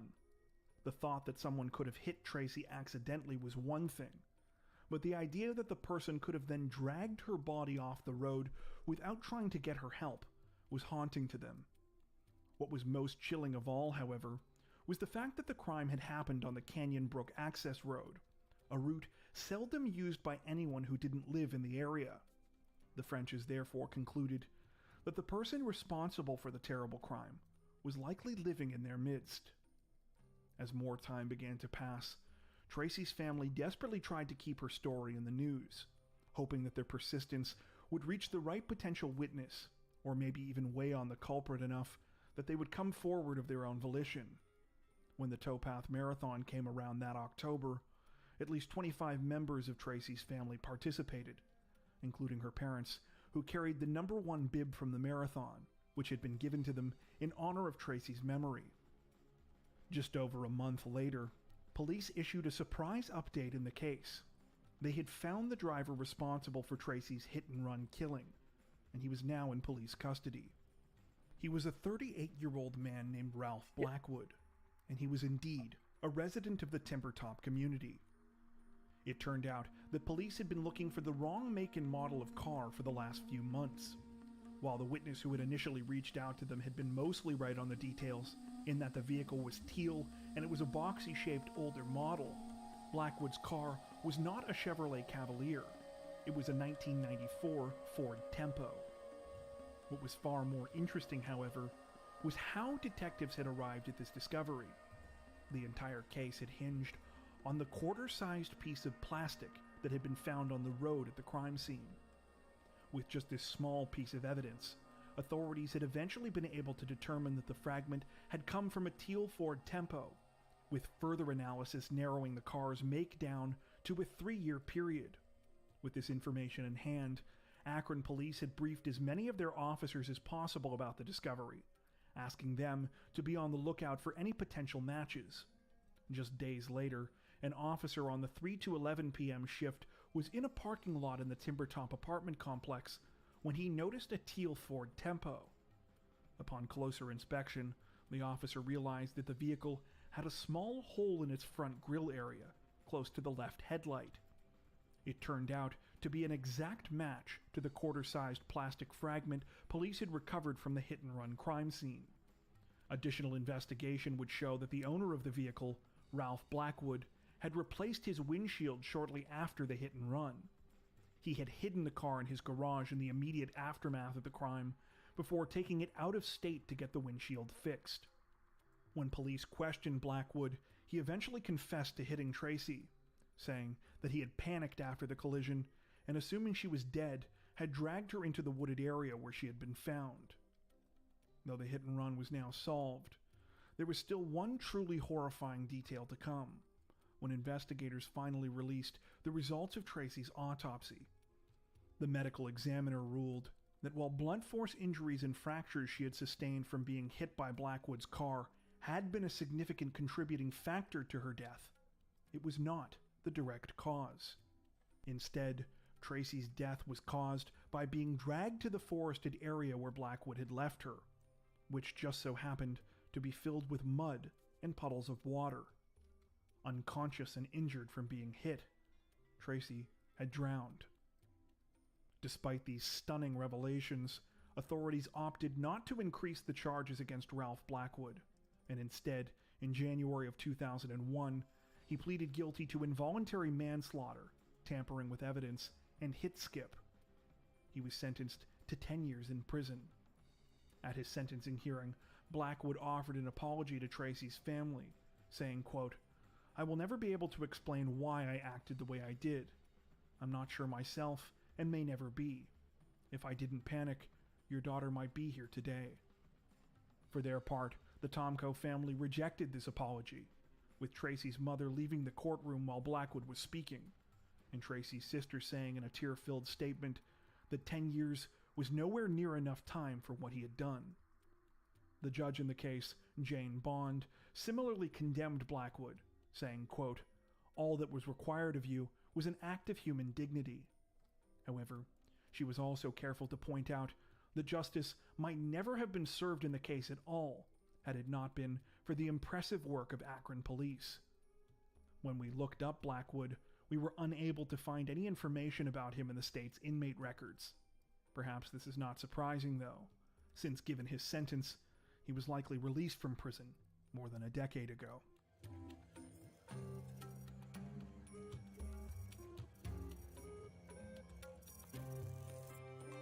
Before the winter of 2015, Richard and Connie DeBate seemed to have everything going for them in life. The married couple both had good jobs, with Richard working as a computer network administrator and Connie working as a pharmaceutical sales rep. They lived in a spacious colonial-style home in an affluent part of Ellington, Connecticut, a town located about 20 miles northeast of Hartford. They had a wide circle of friends, were well liked by their neighbors, and were the proud parents of 2 young boys. However, the family's idyllic image would be forever shattered just a couple of days before Christmas that year, when those that knew them learned that they were the victims of an unthinkable crime. It began at around 10:15 a.m. on the morning of December 23rd, when officers from the Connecticut State Police received a call from a company called Live Watch Security. They reported that a panic alarm had been set off at one of their customers' homes on Birchview Drive. Minutes later, police received a second call, this time a 911 call directly from the homeowner of the same residence. He said that his name was Richard DeBate, and that he desperately needed help. When the first emergency responders arrived at the scene, they found Richard lying on the floor of a kitchen area. He had been partially zip-tied to a chair and appeared to be suffering from some unknown injuries. When asked by the emergency workers if he could hear them, Richard terrifyingly responded, "They're still in the house." Police soon arrived in full force, and the house was searched for intruders. Though no suspects were found, it wasn't long before the search led to a tragic discovery. Richard's wife, Connie, was dead in the basement. She had been shot in the stomach and head. Luckily, Richard wasn't too badly injured, and he was able to be questioned by investigators as paramedics rendered first aid for cuts that he had sustained to his chest and legs. He proceeded to tell a harrowing story about what had transpired before police had arrived. According to Richard, the morning had started off normally enough. He and Connie had woken up early and had gotten the kids ready for school. He said that he had dropped off the boys at their bus stop sometime after 8 a.m., then returned home around 8:30 to put on a work shirt. As he got back, he saw Connie backing out of the driveway in her vehicle. She was headed to a fitness class at the local YMCA. Richard said that he had left the house once again after changing, only to realize part of the way into his commute that he had forgotten his laptop back at home. He turned around and got back to the residence sometime just before 9 a.m. At roughly the same time, though, he claimed that he received an alert that the silent alarm at the house had been tripped by something or someone. He then sent an email to his supervisor at work saying that he needed to check on something and that he was going home. Richard said that at some point after venturing back into the house, he was grabbed and attacked by an unknown man who was dressed in camouflage and wearing a mask and gloves. He said that the man had a deep voice, which he compared to actor Vin Diesel. After a struggle, he said that he was zip-tied to the chair where he had been found, and that the masked attacker had sliced him with a box cutter numerous times while demanding information about he and his wife's credit cards and PIN numbers. Richard claimed that he had been trapped by the intruder for just a couple of minutes when Connie had unexpectedly returned home early in the middle of the assault. He yelled at her to run down into the basement to grab one of his guns, which she did. The attacker chased after Connie, and Richard said he lost sight of them. In the ensuing panic, Richard claimed that he had partially managed to free himself from the zip ties, after which he hobbled his way to the basement door. With his limited movement, though, he slipped and fell down the stairs and into the basement. It was then that he heard at least one gunshot, possibly two, after which he said he didn't hear any more sounds from Connie. The intruder then turned his attention back to Richard, and a second struggle ensued, this time with the man attacking him with a blowtorch. Richard said that he managed to wrestle it away from the suspect and burn him, after which the man fled the house. Richard said that eventually he was able to make the arduous climb back upstairs, where he hit the panic alarm on his home security system and then called 911. Despite Richard's detailed description of what had happened, there was little in the way of hard evidence that investigators had to go on. Because of the mask and camouflage gear he said the suspect was wearing, it was difficult for him to offer any specifics about the attacker's appearance. And though police set up a perimeter and expanded their search, nothing was found. Several police canines were brought in to assist with the search, but they lost any sort of scent almost immediately after leaving the house. Neighbors likewise said that they had not seen anyone suspicious in the area leading up to the crime. For 16 months, it seemed that little progress was made in the case. That was until April 14th, 2017, when police announced that they had made an arrest. Their suspect was none other than Richard DeBate, and he was now being charged with his wife's murder, as well as evidence tampering and giving false statements to police. Though the news of Richard's arrest was initially a shock to those that knew him and his family, things began to make more sense when police revealed the alleged motive behind the crime. It turned out that in the months leading up to Connie's murder, Richard had reconnected with an old grade school acquaintance named Sarah Ganser. The two had started having an affair, only to realize a short time into the relationship that Sarah was pregnant. According to investigators, in the ensuing months, Richard had tried to play both sides of his relationships, continuing on at home like nothing was wrong, while insisting to Sarah that it was only a matter of time before he got divorced from Connie. Detectives were able to establish this based on text messages Richard had sent throughout this time. These same text messages revealed that shortly before Connie's murder, she and Richard had gone away for a romantic weekend together in Vermont. When Connie posted photos of the trip to social media and Sarah discovered them, it caused a serious blow-up between her and Richard. Investigators alleged that with the baby on the way and with renewed pressure on him from Sarah to get a divorce, Richard realized that he was backed into a corner. not wanting to risk his reputation or deal with the fallout from the divorce. He had instead decided to get rid of Connie permanently. When police confronted Richard about his affair, he offered bizarre and cagey explanations, sometimes acting like Connie knew about the situation, and at other times acting like she didn't. At one point, he apparently went as far as to suggest that Connie not only knew about his relationship with Sarah, she also knew about the pregnancy, and that the three of them had made plans to co-parent the baby. This was far from the only thing that Richard told police that didn't add up, though. From the very beginning, investigators had been suspicious about the story Richard told them about the morning of the murder. For starters, despite being an alleged home invasion, police had found no signs of forced entry at the Debate residence, nor had they found anything to indicate that an intruder had been there or fled the scene. In fact, when the canine unit had been brought in to try and track the scent of the suspect, at least one of the dogs had reportedly made its way over to Richard, showing significant interest in him after being given things to sniff at the crime scene. The fact that Richard had only suffered superficial injuries despite the violent struggle he had described having with the suspect was also seen as suspicious, as was the fact that the attacker had apparently broken in only to not steal anything from the house. In addition to this, the details of Richard's story apparently changed numerous times. At first, he told police he had only returned home after receiving the notification about the alarm going off at the house, later adding the detail about forgetting his laptop. When he described the beginning of the attack, he first said that he had gone inside and heard a noise upstairs, only to later claim that he had been attacked almost immediately after entering the house. Even the way he described going down into the basement during the assault changed. In one telling, he was pushed down the stairs by the intruder. In another, he fell down the stairs. Finally, he said that he was pretty sure that he had tripped. Those were just a few examples, though.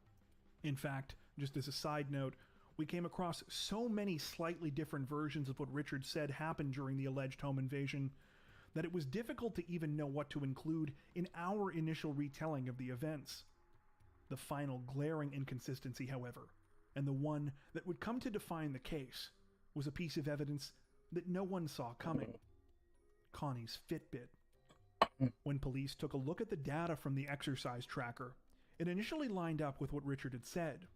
Connie had gotten up, done some things around the house, and then headed to the YMCA, where she was recorded by the building's surveillance footage. She had found out that her class was canceled, then returned home at about 9:20 a.m. However, this is where everything diverged. Rather than finding herself in the middle of a terrifying assault and almost immediately being shot and killed, tracking from the Fitbit showed that instead, Connie had walked around her house for a bit until about 9:37 a.m., when she posted a video to Facebook. When authorities looked into the Facebook activity, IP tracing showed that Connie had indeed made the post from inside the house. After that, she had spent another 20 or so minutes walking around and doing things. The Fitbit's last bit of tracked activity didn't stop until after 10 a.m. Not only did this mean that Connie was alive well after Richard had claimed, the Fitbit's pulse monitor never showed any evidence of an elevated heart rate during the entire time that Connie was in the house. It seemed that however long she had been inside, she hadn't been running or in a panic state prior to her death. Finally, during the time that Connie was home before the shooting, her Fitbit showed that she had walked more than 1,200 feet. This was nearly 10 times the distance she would have traveled than if she had simply come into the house and run into the basement during the attack, as Richard had described. Though proceedings were delayed by the pandemic following Richard's arrest, the case finally went to trial in the spring of 2022, ending with him being convicted of all charges. He is due to be sentenced for the crime in September. Just before we finish this one up, it's worth pointing out that investigators did apparently find DNA belonging to an unknown man at the 2015 crime scene. This was a prime issue raised by Richard's defense during the trial, though we were not able to find out a ton about this. The best explanation that we came across was that this was due to the sensitivity of contemporary DNA testing, and that contamination may have been an issue. Indeed, it appears that in at least one case, some of the unknown DNA was found to belong to a state trooper who had been an investigator at the scene, And in most of the cases, the unknown DNA sample was mixed with other clearer samples belonging to Richard and Connie.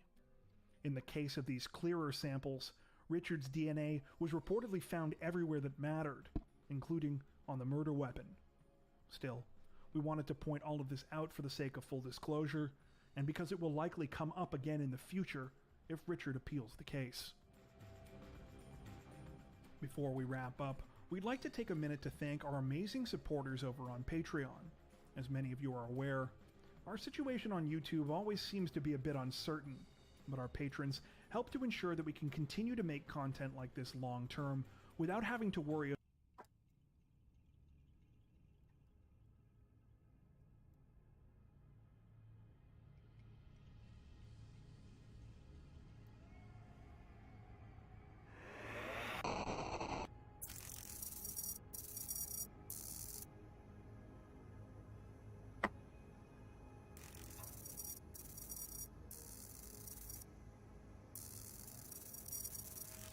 Though there has always been an ambient level of paranoia surrounding Halloween, the stories of razor blades and apples and poison candy handed out to random trick-or-treaters are almost exclusively the stuff of urban legends.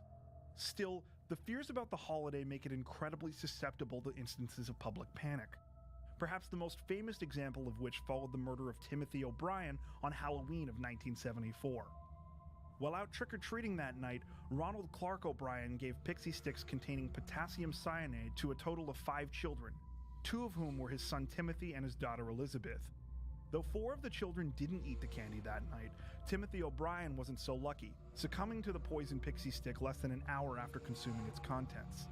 Police investigation revealed the motive behind the cold-blooded murder was the money from several life insurance policies O'Brien had recently taken out on both of his children. Money he needed to settle his more than $100,000 in debt. Though the details of the case clearly don't align with the folklore tales of random maniacs poisoning trick-or-treaters, it didn't stop thousands of frightened parents from permanently rethinking their child's participation in the holiday. In the coming years, neighborhood Halloween parties and supervised community events would become popular substitutes for kids going door to door, primarily driven by a fear for children's safety. The panic was further fed by the news media, which has even been known to occasionally print urban legends about tainted Halloween candy as fact. Though we can't necessarily blame concerned parents for wanting to protect their children, to this day there has never been a confirmed case of a child dying from poisoned Halloween candy given to them by a stranger.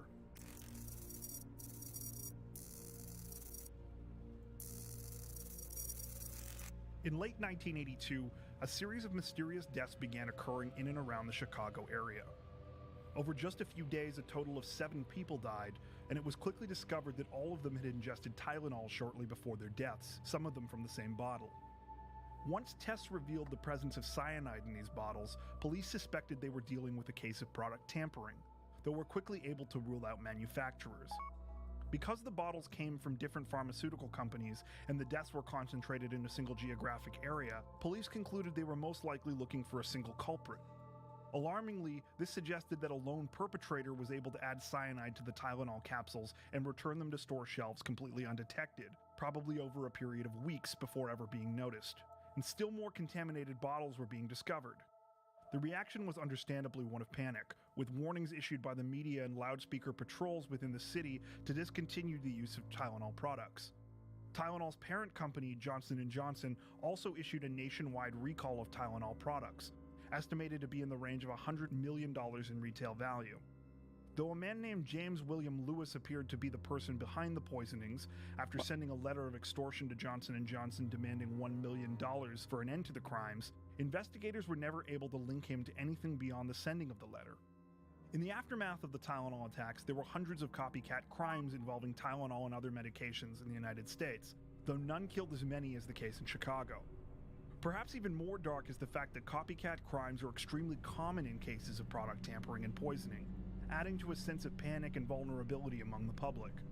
The murders prompted various improvements to tamper-resistant packaging in the pharmaceutical, food, and consumer product industries, and is responsible for the widespread use of heat seals on many of these products. They were also responsible for the 1983 Tylenol bill that made product tampering a federal crime. To this day, no one has ever been charged with the Chicago Tylenol murders.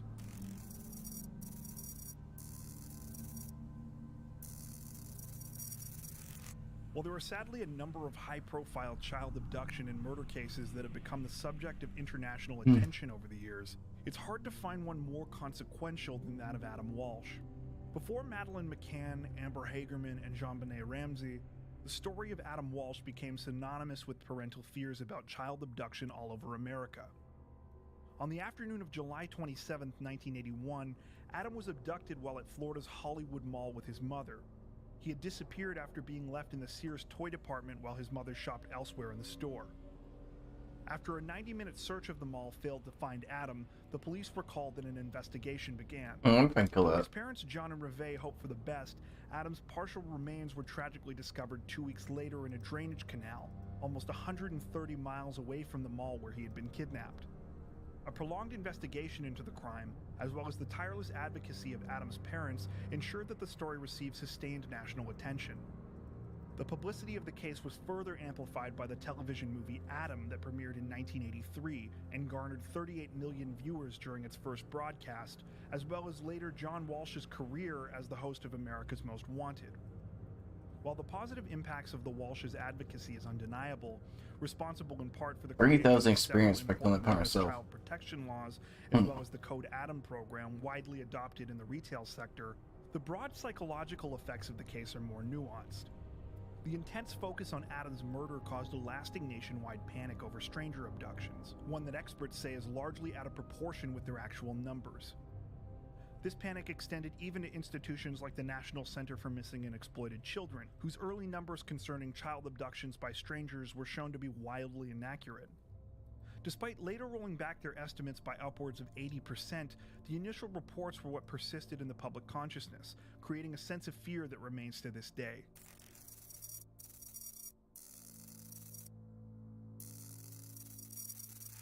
Though we chose to exclude terrorist attacks like 9/11 from this list, we felt that the 2001 anthrax attacks qualified as an important exception. The attacks are interesting because though they were never conclusively proven to have political motivations, some are considered a crucial part of the terrorism definition. I know it's my aggro 3. That was largely a result of the decision to treat them as terrorism.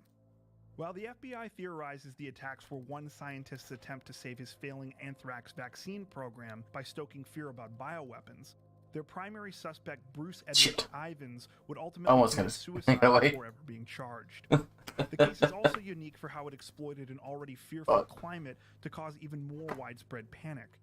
On September 18, 2001, letters containing toxic anthrax spores were mailed to several news media outlets and later to U.S. senators. The letters also contained cryptic anti-American messages referencing the attacks on the World Trade Center from just a week before. The anthrax letters ultimately killed 5 people and infected 17 others, becoming one of the largest and most complex investigations in U.S. history. Somewhat understandably given both the timing of the attacks and the contents of the letters, the Bush administration heavily favored theories that attributed them to Al-Qaeda and later Iraq, the latter being among the many spurious reasons given as proof of Saddam Hussein's weapons of mass destruction. Though the FBI maintains that Ivins acted alone, conspiracy theories, especially those promoting U.S. government involvement in 9/11, continue, with some insisting that the 2 senators who received the letters were specifically targeted in order to stop them from investigating such theories. Much like the Tylenol murders, the anthrax attacks inspired several copycat crimes, though thankfully these were generally non-lethal due to bioweapons like anthrax being rather hard to come by outside of a highly regulated laboratory setting. What is this crime? The satanic ritual abuse panic of the 1980s and 90s is perhaps the most iconic example of moral panic in all of Western society. Unlike all of the other panics involving children on this list, however, the true victims in these cases were arguably the dozens of people falsely convicted through a combination of bad science, media hype, and overeager law enforcement. Though there were several contributing factors said to have set the stage for satanic panic, including some of the previous crimes on this list, as well as the broad cultural backlash against the mainstream from Christian fundamentalist groups, its official start is usually traced back to the Kern County child abuse cases that began in the early 1980s, specifically the case of Alvin and Debbie McEwen. In 1982, Alvin and Debbie's daughters were removed from their custody after the girls' step-grandmother, Mary Ann Barber, alleged that the parents weren't taking proper care of them. Barber then coached the girls into further accusing their parents of sexual abuse, claiming they had been forced to participate in a satanic sex ring. The fuck? When Alvin and Debbie attempted to prove their innocence, using their friends Scott and Brenda Niffen as character witnesses, they too were accused of being involved in the sex ring, which caused the situation to spiral further out of control. Despite no hard evidence in the case, local law enforcement was convinced that they were dealing with a legitimate case of satanic ritual abuse. They were also convinced that this was only the tip of the iceberg. Led by now notorious district attorney Ed Jagels, Kern County would continue not only to prosecute dozens of people in connection with these alleged satanic sex rings, they would secure at least 36 convictions in just a few short years. Among those convicted were the McEwens and the Niffens, serving jail sentences from 1984 to 1996 before their convictions, as well as almost all the others in Kern County ritual abuse cases, were eventually overturned. In the meantime, however, stories of satanic ritual abuse had spread like wildfire across the United States, and by the 1990s had gone completely international. As a result of the hysteria that began in Kern County, several other very famous cases received major media attention. Is that fucking and working? Convictions, such as the McMartin preschool case, which shifted the focus of ritual abuse allegations to daycare centers all across North America. Like in Kern County, almost all of these cases would later lead to overturned convictions due to the widely discredited methods law enforcement and mental health professionals used to elicit the children's accusations of sexual abuse. Indeed, many of the children who made ritual abuse allegations have come out publicly in the years since these trials to say that they were heavily influenced and coached by investigators to claim that they had been sexually abused. In some cases, they have even testified on behalf of those they formally accused, saying they knew the allegations were false at the time, but that under persistent questioning and pressure, they simply told interviewers what they wanted to hear. Though it is easy to judge the actions of police and psychologists that escalated satanic panic in hindsight, it's important to understand just how influential the information regarding the link between satanic rituals and child abuse was at the time. The idea of recovering repressed memories through techniques like hypnosis was growing significantly in popularity, though its standards for therapeutic use were far less rigorous and well understood than they are today. Adding to the conviction behind the credibility of ritual abuse allegations was the now widely debunked memoir Michelle Remembers, written by a psychologist and used as a training tool in seminars on how to spot satanic ritual abuse. Tragically, the legacy of satanic panic is still very much alive today, not only in the handful of people still serving jail time in connection with these spurious charges, but also the many contemporary conspiracy theories like Pizzagate that draw their inspiration from the same underlying narrative. That brings us to the end of our list. What crime do you think was responsible for causing the biggest public panic? Also, don't forget to subscribe to Crime Zone for more true crime content like this.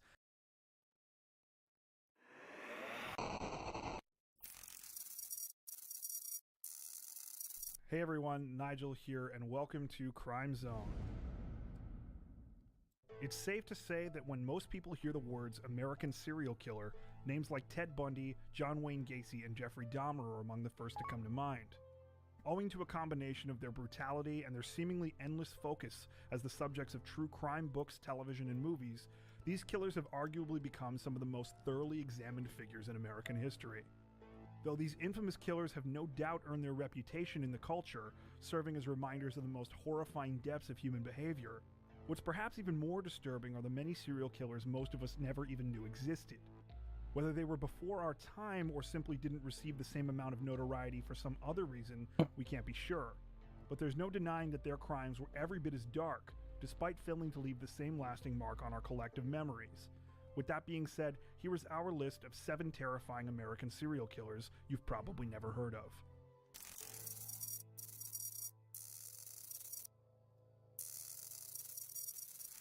Robert Lee Yates was responsible for the murders of more than 18 women in Spokane, Washington, between the years of 1975 and 1998, all of whom were sex workers. Unlike many of the names on this list, there is very little available about Yates' early life that would seem to foreshadow his violent crimes to come. In fact, his reputation as an unassuming middle-class family man is likely one of the reasons he was able to get away with his crimes for as long as he did. However, despite his family man reputation, Yates was anything but. While leading his twisted double life, he even bizarrely buried the body of one of his victims outside the bedroom window of the family home while his wife was sleeping there. Though his death sentence was eventually commuted to life in prison, he is currently serving a 408-year prison sentence at the Washington State Penitentiary.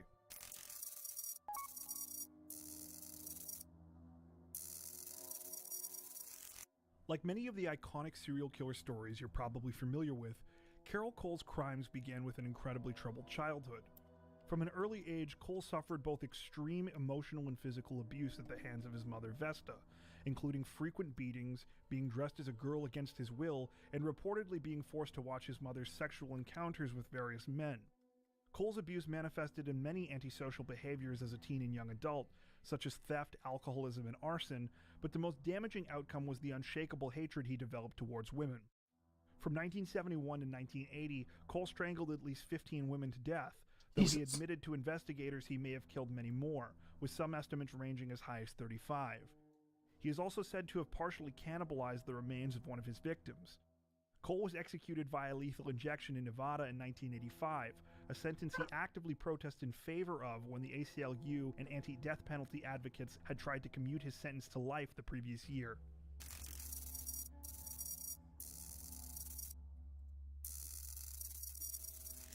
Given the sensational nature of Robert Hanson's crimes and the multiple films and television episodes they inspired, it's hard to pinpoint exactly why he's relatively unknown among American serial killers. Responsible for the murders of at least 17 women and the rapes and assaults of many more, Hanson terrorized Anchorage, Alaska between 1971 and 1983, kidnapping his victims and often flying them to remote locations where he would hunt them down with a Ruger semi-automatic rifle and a knife. Amazingly, even after the escape of one of his victims, 17-year-old Cindy Paulson, Hanson wasn't immediately caught, despite being identified by Paulson and interviewed by the Anchorage Police Department. It was only after a detective with the Alaska State Troopers who was investigating the discovery of several other bodies in the Anchorage area got involved in the case and reached out to the FBI that a criminal psychological profile was produced, and Hanson was later arrested and convicted for his crimes.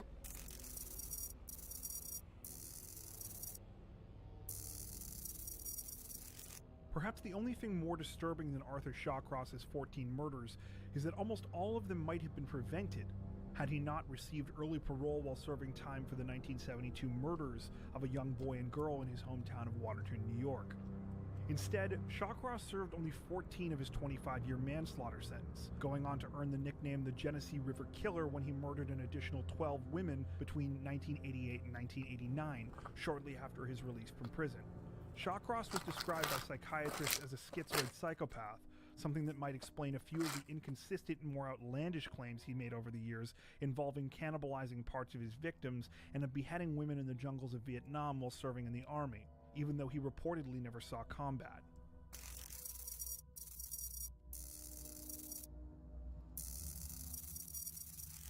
Much like with the Genesee River Killer Arthur Shawcross, as many as 22 women in Riverside County, California might not have been murdered if William Suff hadn't received early parole after serving only 10 years of a 70-year sentence for the killing of his 2-month-old daughter in 1974. If that wasn't horrifying enough, upon his release in 1984, Suff would begin a gruesome killing spree that reportedly included strangulation, torture, and mutilation until his arrest in 1992. He was ultimately convicted of the death of 12 women and the attempted murder of one other in 1995 and sentenced to death, but is still awaiting execution.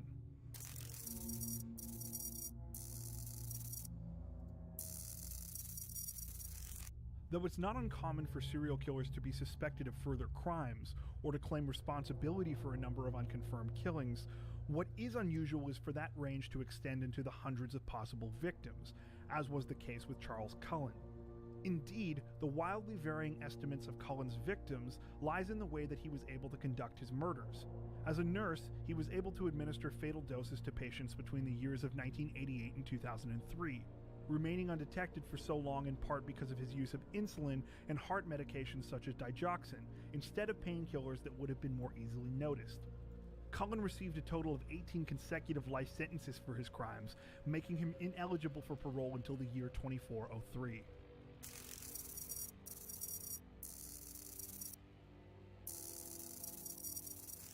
Paul John Knowles, also known as the Casanova Killer, is thought to have been responsible for between 20 and 35 gruesome murders in the single year of 1974. Crimes that also included multiple rapes, burglaries, and at least one instance of necrophilia. Adding to his senseless and terrifying killing streak was the seeming incapability of law enforcement to keep up with him.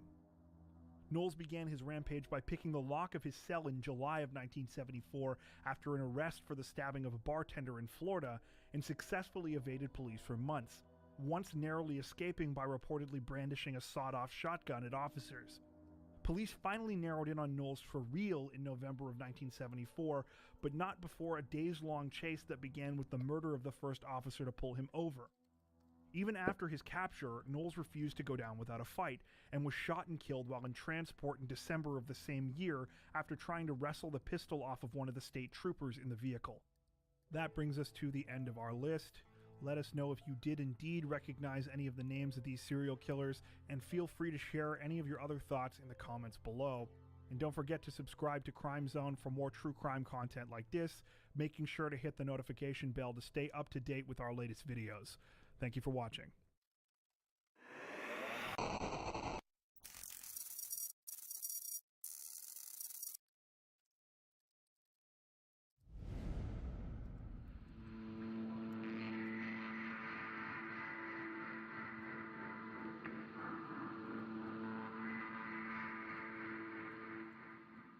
Hey everyone, Nigel here, and welcome to Crime Zone. In the wake of Netflix's recent true crime series, Don't F with Cats, Hunting an Internet Killer, we noticed many online reviewers have been quick to portray Luca Magnotta as one of Canada's worst killers, in some cases even erroneously referring to him as a serial killer. While we can't deny the disturbing or sensational nature of Magnotta's crimes, it's hard not to feel that his recent inclusion on true crime lists the internet over has more to do with the hype of Netflix's new series than a serious claim about Magnotta's relative place amongst the worst killers in Canadian history.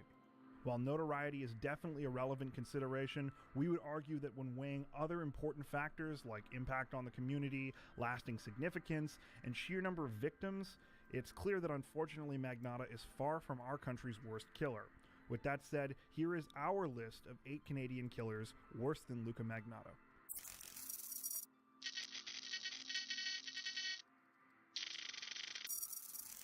Yves Trudeau, also known as the Mad Bumper, was a founding member of the Quebec Hells Angels motorcycle gang, in which he killed 43 people between the years of 1973 and 1985, as one of the gang's most prolific enforcers. Unlike all of the other names on this list, Trudeau's killings were almost exclusively linked to gang activity and organized crime, but we think the number of his victims, brutality of his murders, and his membership in one of the most notorious biker gangs of all time certainly makes him one of Canada's worst killers.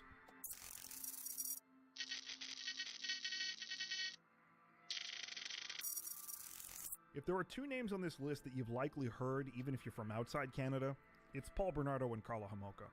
Also known as the Barbie and Ken killers, the pair became infamous for the rape and murder of 3 women between 1990 and 1992, one of whom was Homolka's own younger sister. You may also remember that Luca Magnotta himself attempted to create a link between him and Carla Homolka, starting a rumor in 2007 that he was romantically linked to her in order to gain media attention, claiming the rumors were ruining his life. Not only are Bernardo and Homolka's crimes still some of the most well-known in Canada, but Homolka's subsequent release from prison in 2005 under a new name remains one of the country's most controversial legal decisions, with thousands of social media users continuing to attempt to track her whereabouts to this day.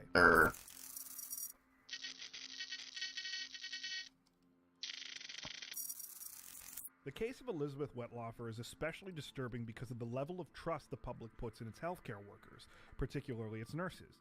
Wettlaufer abused this trust in order to murder 8 senior citizens and seriously injure at least 6 others by injecting them with insulin while working in long-term care homes between 2007 and 2016. Even more shockingly, we might never even have known about Wettlaufer's crimes had it not been for her repeated confessions to staff at the Center for Addiction and Mental Health in Toronto, despite the fact that she had reportedly confessed several times previously without these confessions making it to police. The case also prompted a public inquiry in Ontario into the safety and security in the long-term care home system.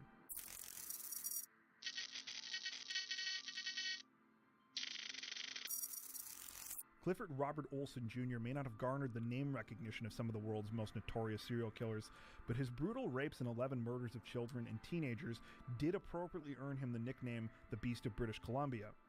Shockingly, these crimes all took place less than 2 years apart between 1980 and 1981, with 6 of them occurring in the single month of July of 1981.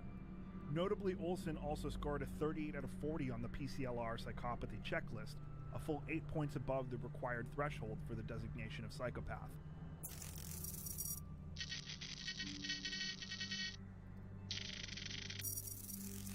Alec Manassian is the perpetrator of the 2018 Toronto van attack, the deadliest vehicle ramming attack in Canadian history, which killed 10 and seriously injured 16 others. Though the deliberate targeting of pedestrians on one of the busiest streets in Toronto is a shocking crime in and of itself, it was Manassian's purported motivations behind the attack as a self-identified involuntary celibate or incel that made his crimes particularly odious. The Toronto van attack was not the first case of violence to be inspired by the incel ideology, as Manassian himself alluded to in a Facebook post shortly before the attack, but it was the event that caused awareness of the misogynistic subculture to go international.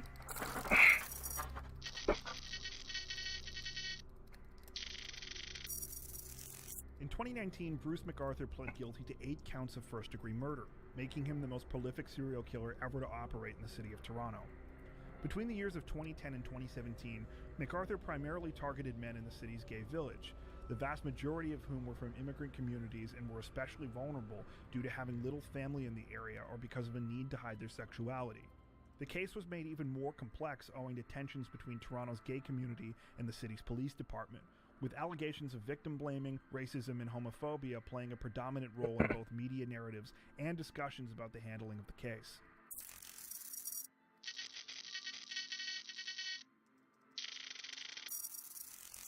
The 1989 École Polytechnique massacre remains to this day the worst mass shooting in Canadian history. After entering a mechanical engineering class and separating the women and the men, Marc Lepin killed 6 women before roaming through the halls and killing 8 more, also injuring another 10 women and 4 men within the span of 20 minutes before turning the gun on himself. Like others on this list, what is particularly ugly about Lepin's crimes was his motivation, which he claimed was fighting feminism. Not only did the massacre spur the creation of a federal government panel on violence against women and a National Day of Remembrance, the later activism of survivors and families of the victims were in part responsible for the passage of Canada's 1995 Firearms Act.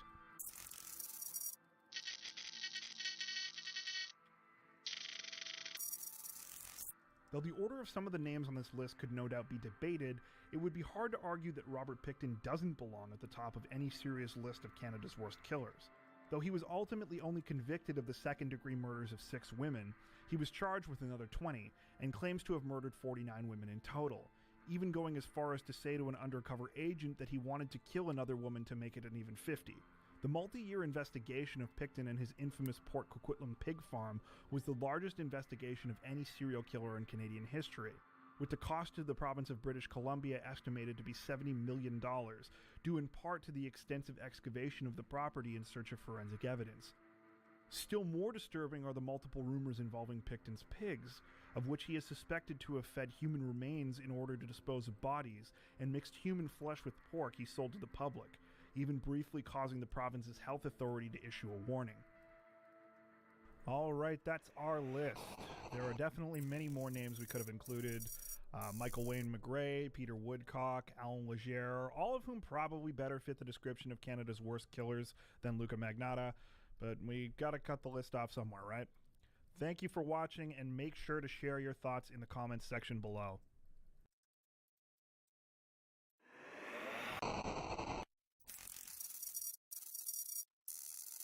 Hey everyone, Nigel here, and welcome to Crime Zone.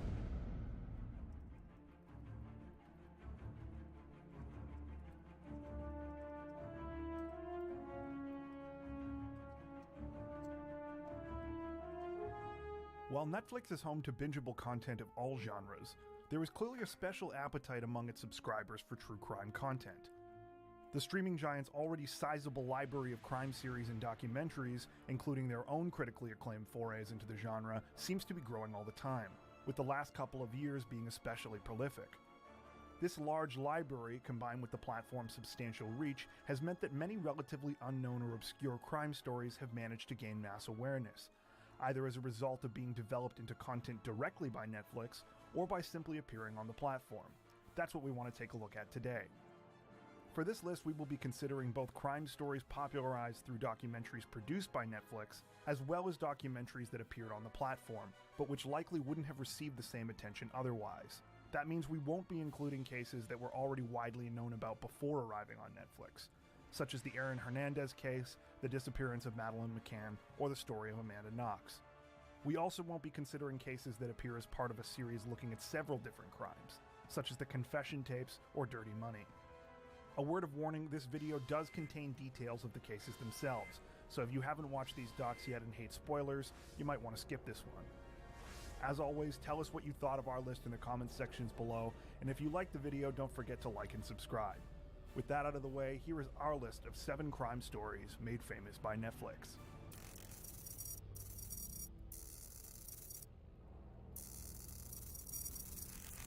With a runtime of only 40 minutes, Longshot is by far the shortest documentary on this list.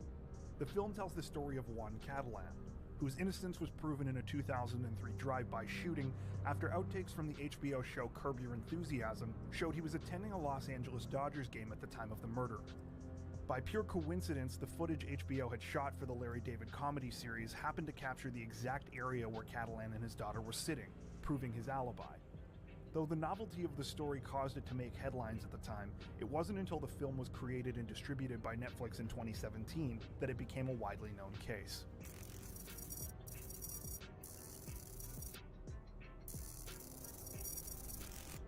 Of all the documentaries on this list, Out of Thin Air is perhaps the one that would have received the least amount of attention had it not been distributed by Netflix. Owing to Iceland's small population and relative isolation, it's not often that you hear news about the country at all, let alone about 2 missing persons cases leading to 2 separate murder investigations. Out of Thin Air tells the story of the disappearance of 2 men in the country in the 1970s, and the 6 suspects who falsely confessed and were later convicted of the murders, despite no bodies being found or any forensic evidence tying the suspects to the crimes. The mysterious details of the case, as well as the harrowing ordeal that the suspects went through at the hands of investigators, makes for a compelling story that definitely deserved to be heard.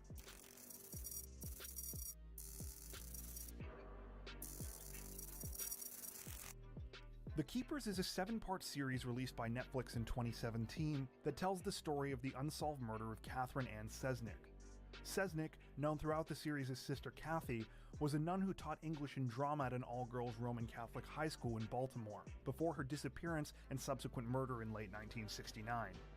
What's perhaps most compelling about the series is the way that it manages to expertly balance the telling of Sister Kathy's story while also dealing with the themes of broader sexual abuse within the Catholic Church.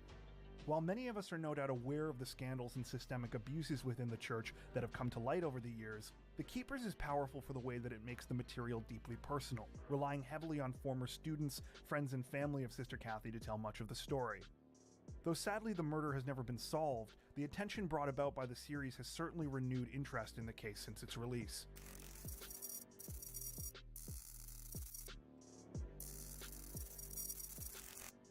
The 2016 documentary Sour Grapes tells the story of Rudy Kurniawan, perhaps the most prolific wine fraudster of all time.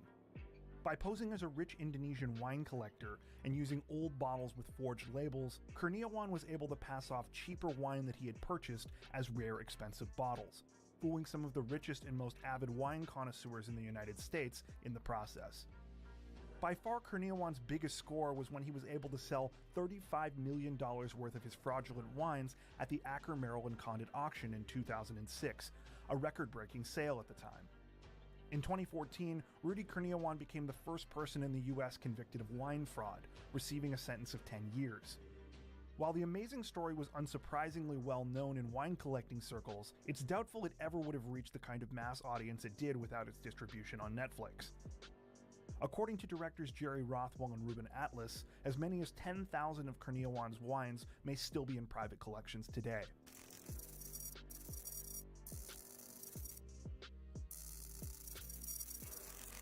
Equal parts strange and horrifying, Abducted in Plain Sight tells the story of the multiple kidnappings and sexual abuse suffered by Jan Broberg at the hands of her neighbor Robert Berchtold in the 1970s. Though the story was first told in a memoir written by Jan and her mother Marianne in 2003, its subsequent release on Netflix in 2019 is what catapulted it into the public consciousness.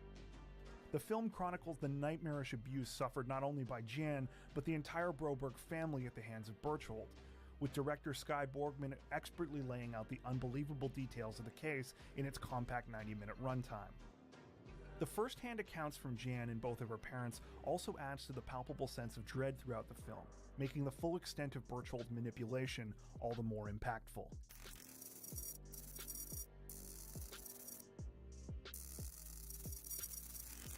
Originally produced as a French miniseries in 2004, The Staircase follows the trial and conviction of Michael Peterson for the murder of his wife Kathleen.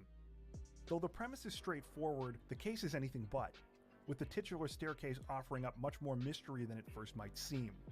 Though the original series was successful upon its initial release, it wasn't until Netflix re-released the series with 3 additional episodes exclusive to their platform in 2018 that the case received much of its international attention.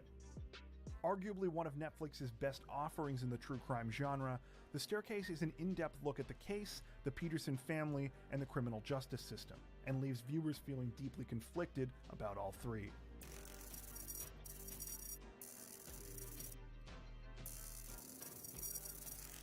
No other piece of content in Netflix's true crime library has had quite the impact of 2015's Making a Murderer. Chronicling the 2003 exoneration of Stephen Avery and his subsequent trial and conviction in a different case, Making a Murderer became a smash hit on Netflix, and its success was largely responsible for the streaming giant diving headfirst into producing more true crime content in the following years. A relatively unknown case before the documentary series, the story of Stephen Avery is now one of the most widely known in all of the true crime genre, often compared to the viral podcast Serial and the case of Adnan Syed. Though the latest season caught up to the most recent developments in the case, it seems very likely that Netflix will be serving up a 3rd season at some point, once again feeding viewers' obsession with the case. That brings us to the end of our list. Were there any crime docs that you think we missed? Also, don't forget to subscribe to Crime Zone for more true crime content like this, making sure to hit the notification bell to stay up to date with our latest videos. Thank you for watching.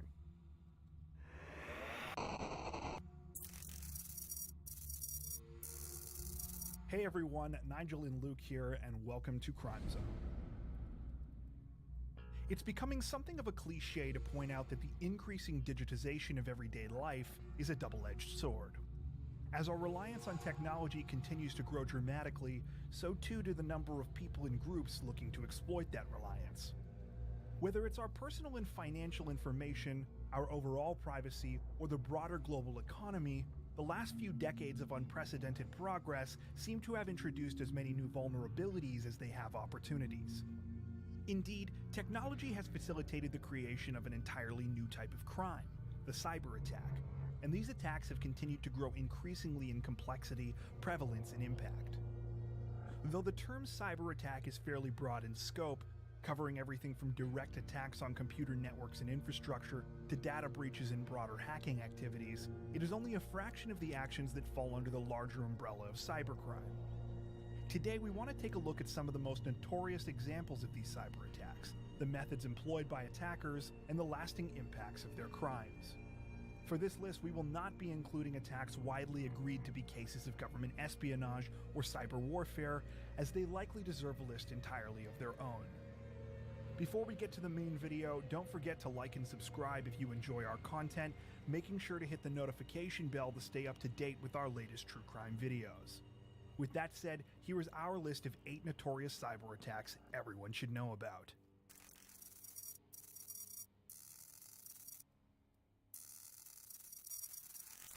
Between May and July of 2017, the credit bureau company Equifax was the target of one of the largest identity theft attacks in history.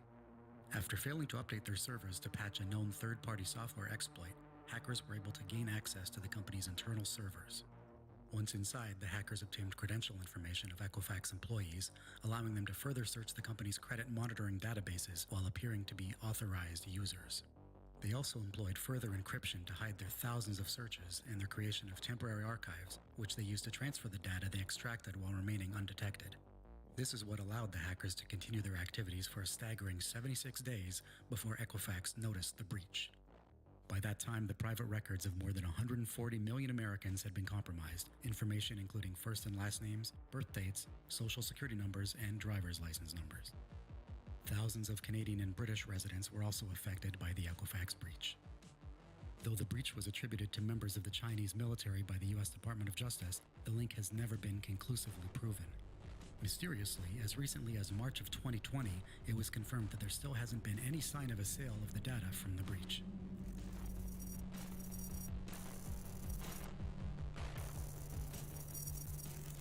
The 2017 WannaCry ransomware attack was a worldwide cyber attack that locked users out of their computers by encrypting their data.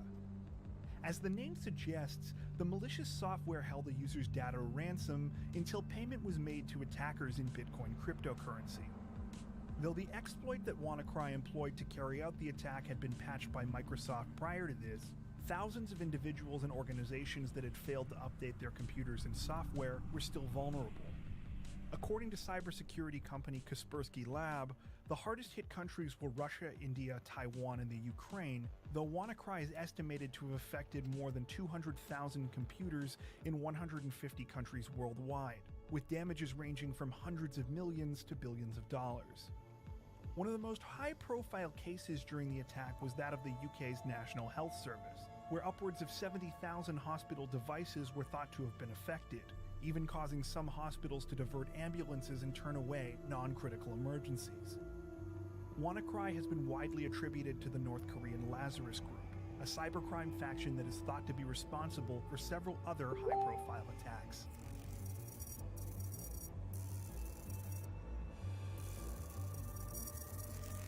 In 2016, internet service company Yahoo reported two major breaches just a few months apart.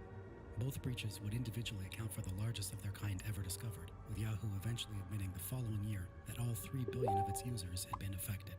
Details obtained by hackers included names, email addresses, telephone numbers, dates of birth, passwords, and account security questions and answers.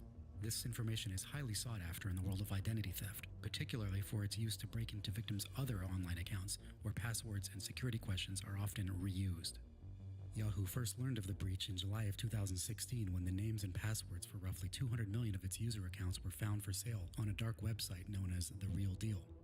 Though there is some debate about the parties responsible for the Yahoo data breaches, there is little doubt as to what made the breaches possible. The company's always been criticized for its lax attitude towards security, and actually only hired a dedicated chief security information officer in 2014, and his team was reportedly still underfunded.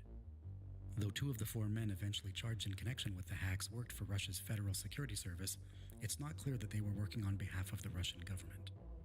The other 2 men charged were famous Russian hacker Alexei Balan and Canadian hacker Karim Baratov, the latter of whom is the only one to serve jail time in connection with the crimes.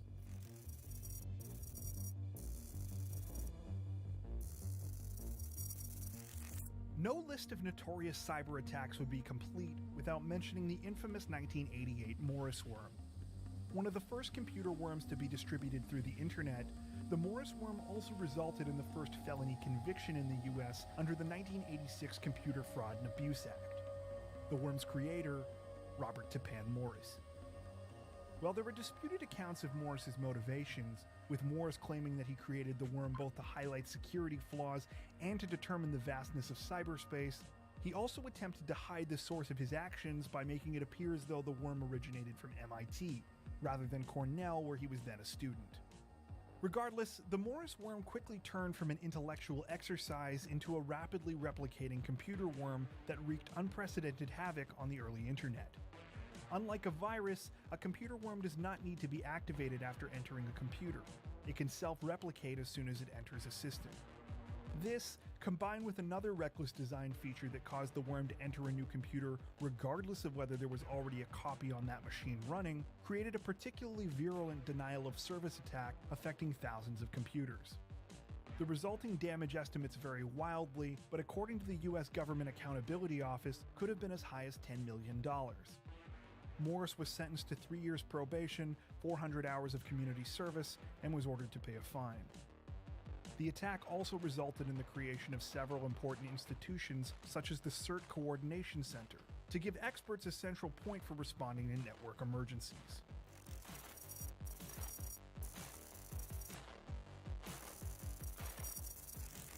Though the attack on Heartland Payment Systems was hardly the only such crime of notorious cybercriminal Albert Gonzalez's hacking career, it certainly seems to be his biggest. In late 2007, Gonzalez and 2 accomplices hacked into the operating systems of the payment processing company, stealing an estimated 130 million credit card numbers in part of an operation they dubbed Get Rich or Die Tryin'. The attack was carried out in part using what's known as SQL injection, a malicious code injection technique that gives hackers complete control over a database. This was a known soft spot to payment processing platforms like Heartland, and when the breach was discovered in early 2009, the company lost its ability to process payments for almost 5 months due to non-compliance with the payment card industry's data security standards. The hack reportedly cost the company upwards of $12 million in legal fees and more than 10 times that amount in compensation for fraudulent payments. In what is unusual for a case like this, Albert Gonzalez was actually later charged and convicted for the Heartland Payment Systems hack, as well as several other large credit card and ATM number thefts. Between 2005 and 2007, he is thought to have stolen and resold more than 170 million of these numbers, considered the biggest such fraud in history. He is scheduled for release from prison in 2025.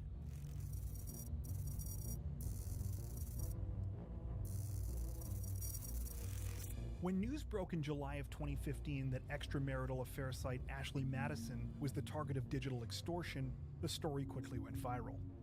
A hacker group known as the Impact Team had reportedly breached the site's security and was threatening to release hundreds of gigabytes of user data unless parent company Avid Life Media agreed to shut the site down within 30 days. The threat of exposure was made even more severe by the site's policy of not deleting any data, meaning that details including real names, addresses, search history, and credit card transaction records were all potentially vulnerable. Despite this threat, Avid Life Media continued to issue press statements insisting that they had been able to secure the site and close unauthorized access points, saying that they were working with law enforcement and that the site would remain operational. Though it is unclear whether the first massive data dump occurred before August, midway through that month more than 60 gigabytes worth of leaked data was confirmed to be valid. This was followed by a second and third data dump a few days later that included even more user data, as well as gigabytes of corporate emails, including those of Avid Life Media CEO Noel Biderman. It also contained lists of government email addresses, as well as prominent CEOs and other figures who had signed up for accounts with the site. Many of those who had their information leaked reported receiving blackmail threats, and the leaks have also been blamed for at least a few suicides. The hack has been attributed to the site's poor encryption strategy for user passwords, poor security practices in the Ashley Madison source code, and a lack of email validation, as well as the poor password security practices from users of the site themselves.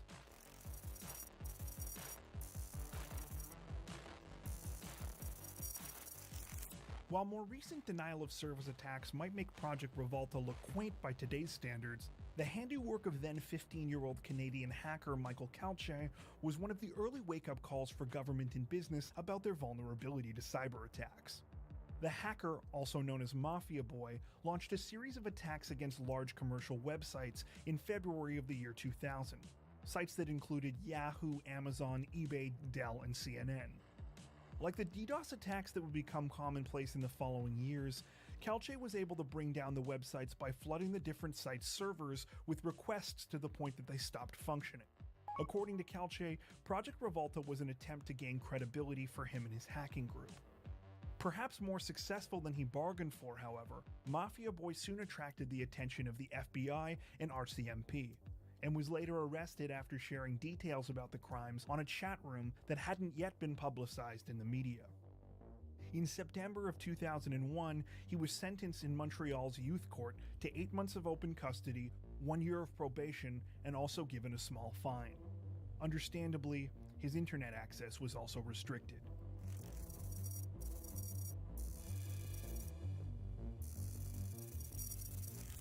The October 2016 cyber attack on domain name system provider Dyn was one of the largest and most high-profile of its kind. The attack disrupted websites and internet services for millions in North America and Europe, affecting everything from Amazon to Netflix to several of the English-speaking world's largest news sites. For many, it was also an introduction to two new concepts: DDoS attacks and the Internet of Things. A DDoS, or distributed denial of service attack, seeks to prevent access to digital resources like websites or networks, usually by flooding them with unnecessary requests to overload systems and stop legitimate requests from being carried out.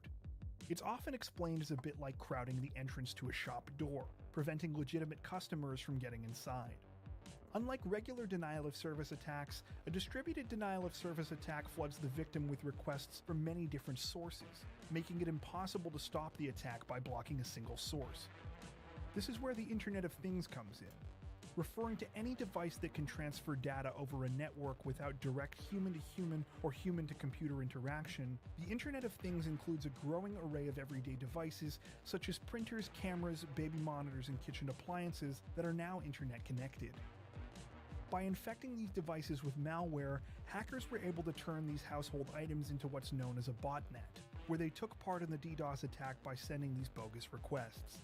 Though culpability for the attacks has never been definitively settled, the groups Anonymous and New World Hackers claimed responsibility. This was reportedly done to protest the removal of internet access from WikiLeaks founder Julian Assange during his time in asylum at the Ecuadorian embassy in London. That brings us to the end of our list.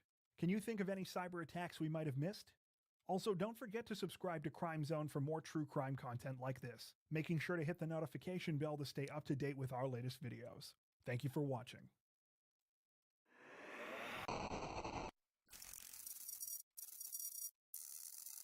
Hey everyone, Nigel and Luke here, and welcome to Crime Zone.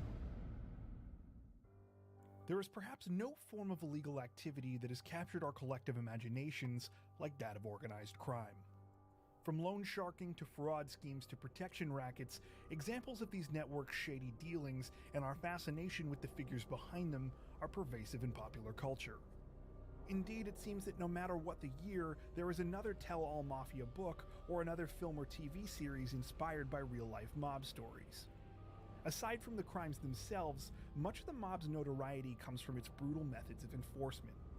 Whether to take down a rival member, keep their own organization in line, or simply to make a point, stories of orchestrated killings or hits are a fundamental part of the criminal underworld structure, not to mention a major driver of the intrigue and myth around the mob. Today we want to take a look at some of the most famous examples of mob hits in the United States. For this list, we will be looking at examples that were either widely publicized at the time or have come to be the most well-known in the years since. We will also be focusing exclusively on hits that targeted other members of criminal organizations.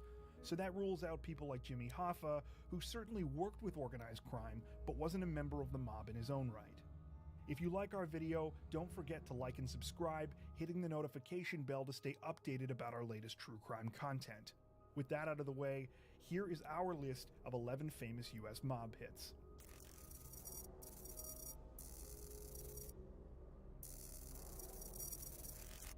Angelo Bruno is notable not only for his 20-year tenure as the boss of the Philadelphia crime family, but also for his preference for conciliation over murder. Sometimes known as the Gentle Don or the Docile Don, his relative appetite for peace was unfortunately not shared by everyone in his line of work, particularly his consigliere Antonio Caponegro. Angered by both his aversion to violence as well as Bruno wanting nothing to do with drug trafficking, Caponegro arranged a hit on Bruno in March of 1980, a gruesome shotgun blast to the back of his head. Justice was swift, however, as Caponegro's own lifeless body was found several weeks later in the trunk of a car, a consequence of the unsanctioned hit on Bruno. The murder of Angelo Bruno also prompted a mob war in Philadelphia, leading to at least 20 more killings in the next 4 years.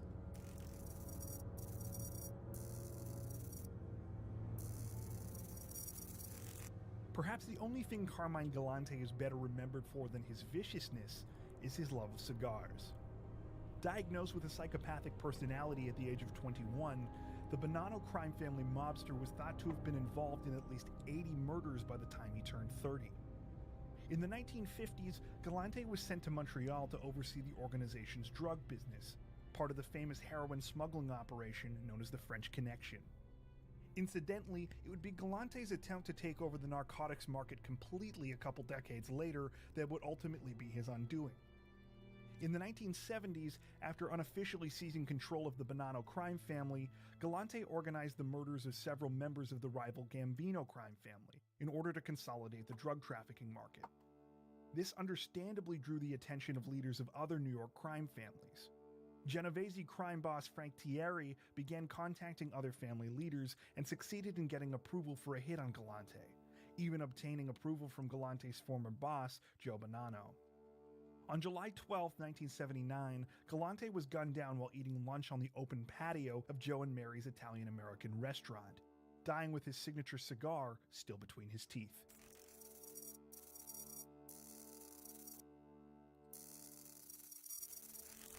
Jaime Weiss was a Prohibition-era mobster and a founding member of the North Side Gang. The Polish-American crime boss is notably referred to as the only man Al Capone feared, as the two were constant rivals in the Chicago crime world. Unsurprisingly, it was his rivalry with Capone that would lead to Weiss's death. On October 11, 1926, he and 4 of his men were targeted by gunmen working for Capone while on their way to their State Street headquarters. Weiss was hit by multiple bullets, including one from his own confused bodyguard, causing him to collapse onto the sidewalk before dying. Fittingly, his body was buried at Mount Carmel Cemetery, the same one where Al Capone would also later be buried.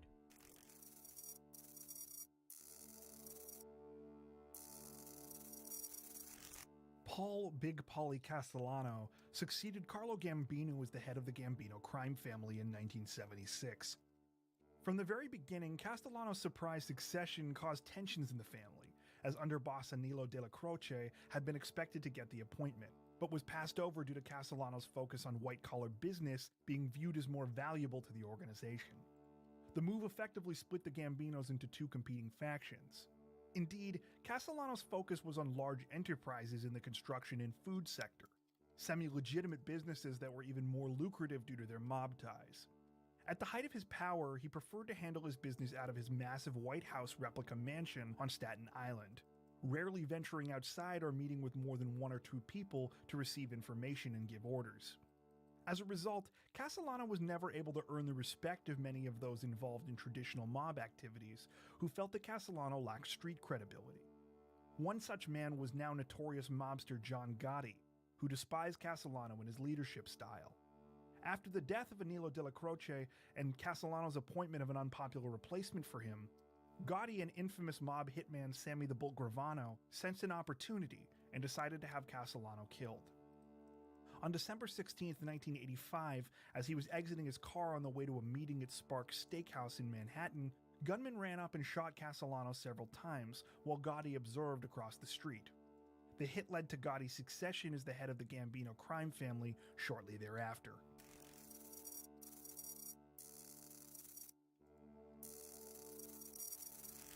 Salvatore Maranzano was one of the earliest and most important figures in American organized crime. In 1930, Maranzano started the Castellamarese War with his sights set on rival and at the time, mafia head Joe Mazzarea. Maranzano ended up winning the war with the help of Charles Lucky Luciano, with whom he had made a secret deal to have Mazzarea eliminated. The victory, however, would be short-lived. With Mazzarea gone, Maranzano reorganized the Italian gangs of New York into the first 5 crime families. Though this had been an expected arrangement, Maranzano also attempted to retain the higher role of boss of all bosses, severely reducing the size of the other leaders' organizations in favor of his own. Understandably, this did not please the other leaders, particularly Luciano, who began plotting against Maranzano almost immediately. After being tipped off that Maranzano was going to have him killed, Luciano decided that he had to act fast. On September 10, 1931, 4 Jewish gangsters unknown to Maranzano and secured with the help of Bugsy Siegel went to pay the boss of all bosses a visit. Once there, the men stabbed and shot Salvatore Maranzano to death. After the hit, Lucky Luciano officially abolished the title boss of all bosses, creating the infamous mobster governing body known as the Commission.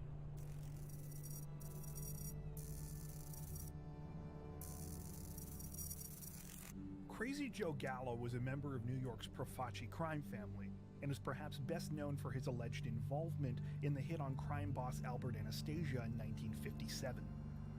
His allegiance to the crime family would be short-lived, however, when he rebelled and kidnapped 4 of crime boss Joe Prepatch's top men with his brothers Larry and Albert in February of 1961. The incident occurred during what is now known as the First Colombo War. Though Crazy Joe would survive the first war, outliving Prepatch, he wouldn't be so lucky the second time around. After the succession of Joseph Colombo and the reorganization of the Prepatch crime family into the Colombo crime family, Gallo refused to end his feud, demanding $100,000 after rejecting Colombo's peace offering. After an attempt on Colombo's life was made in 1971 that left him paralyzed, many suspected Gallo was behind it. On April 7, 1972, while at a restaurant in Little Italy, Gallo was shot multiple times, stumbling outside of the restaurant and dying in the street.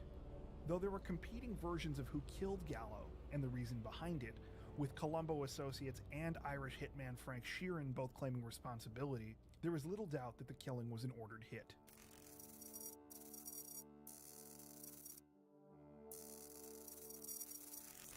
Often considered one of the first celebrity gangsters, Bugsy Siegel was involved in both the Jewish and Italian mobs, and a founder of the enforcement arm known as Murder Inc.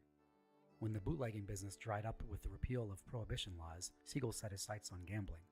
In the 1940s, he became an instrumental part of organized crime's involvement in the development of the Las Vegas Strip.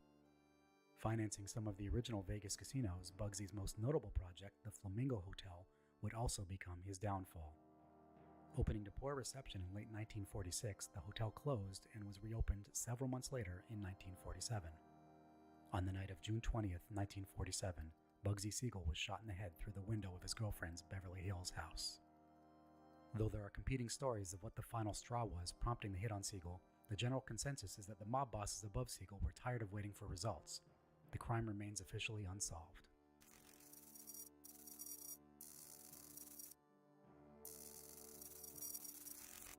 Like Bugsy Siegel, Albert Anastasia came to prominence as one of the founders of the notorious mob enforcement arm, Murder Inc. With a reputation as one of the most brutal and feared mobsters ever to live, the Mad Hatter ran what would later become the Gambino crime family, after he himself took over the Mangano crime family in the early 1950s.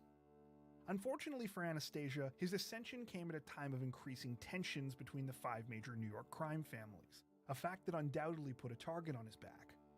Ultimately, Anastasia's ruthless reputation was used against him when rival mob leader Vito Genovese began to conspire and gather supporters, under the guise that the Mad Hatter's appetite for killing was destabilizing the mob and drawing unwanted law enforcement attention.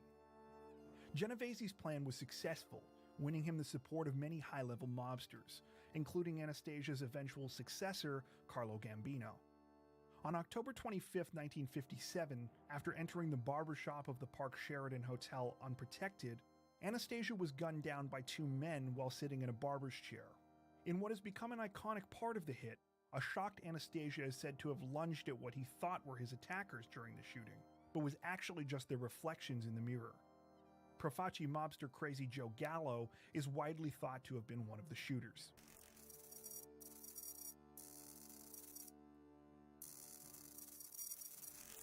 Bernie McLaughlin was an Irish-American gangster from the Charlestown area of Boston, Massachusetts.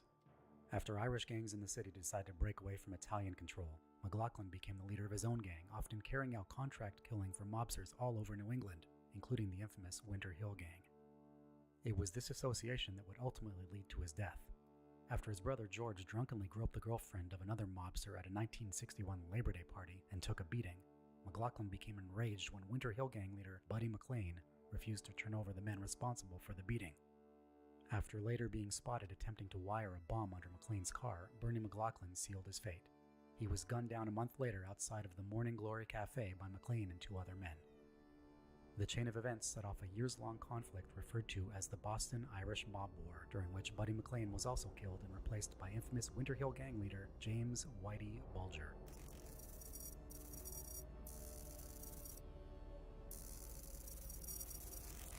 Following in his father's footsteps, Joe Colombo joined the Prepatch crime family, becoming a top enforcer and later a capo. Following the kidnapping of 4 senior members of the crime family by Crazy Joe Gallo and the death of leader Joe Prepatch, Colombo was awarded leadership of the family after revealing a plot to kill and overthrow members of the Commission, the governing body of the American Mafia. Though his consolidation of the Prepatchs into the renamed Colombo crime family temporarily reunited the organization, his feud with Gallo continued, instigating a second mob war. On June 28, 1971, Colombo was shot during an Italian Unity Day rally, which had been sponsored by the Italian-American Civil Rights League he had created a year earlier. While Colombo was paralyzed and not killed as an immediate result of the shooting, there was little doubt that his death several years later was a result of complications from the gunshots. Regardless, the incident effectively ended Colombo's career in organized crime. Though there are differing accounts about the motivations of shooter Jerome A. Johnson, the official police conclusion that Johnson acted alone is the least believed of the three stories. The Colombo family leadership remained convinced that Crazy Joe Gallo had organized the hit, while still others believe that Carlo Gambino organized the hit due to concerns over Colombo's publicity and antics involving his Italian-American Civil Rights League.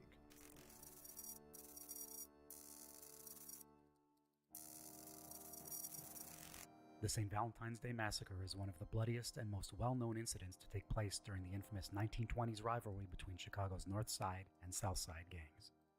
After a decade of fighting for total control of Chicago's bootleg alcohol market during Prohibition, the massacre is thought to be Al Capone's attempt to take out North Side gang leader George Bugs Moran. On February 14, 1929, 4 men, 2 of whom were dressed as police officers, showed up at the North Side garage. There, they lined up 7 of the men inside against the wall before opening fire on them. 2 of the attackers used Thompson submachine guns, reportedly spraying bullets excessively around the garage even after the victims had fallen to the floor. Among the dead were 5 high-ranking members of the North Side gang, though Bugs Moran was not one of them. Even so, the massacre severely crippled the North Side's operations, leaving Al Capone the undisputed king of Chicago's criminal underworld. That brings us to the end of our list. Were there any famous mob hits that you think we missed? Also, don't forget to subscribe to Crime Zone for more true crime content like this, making sure to hit the notification bell to stay up to date with our latest videos. Thank you for watching.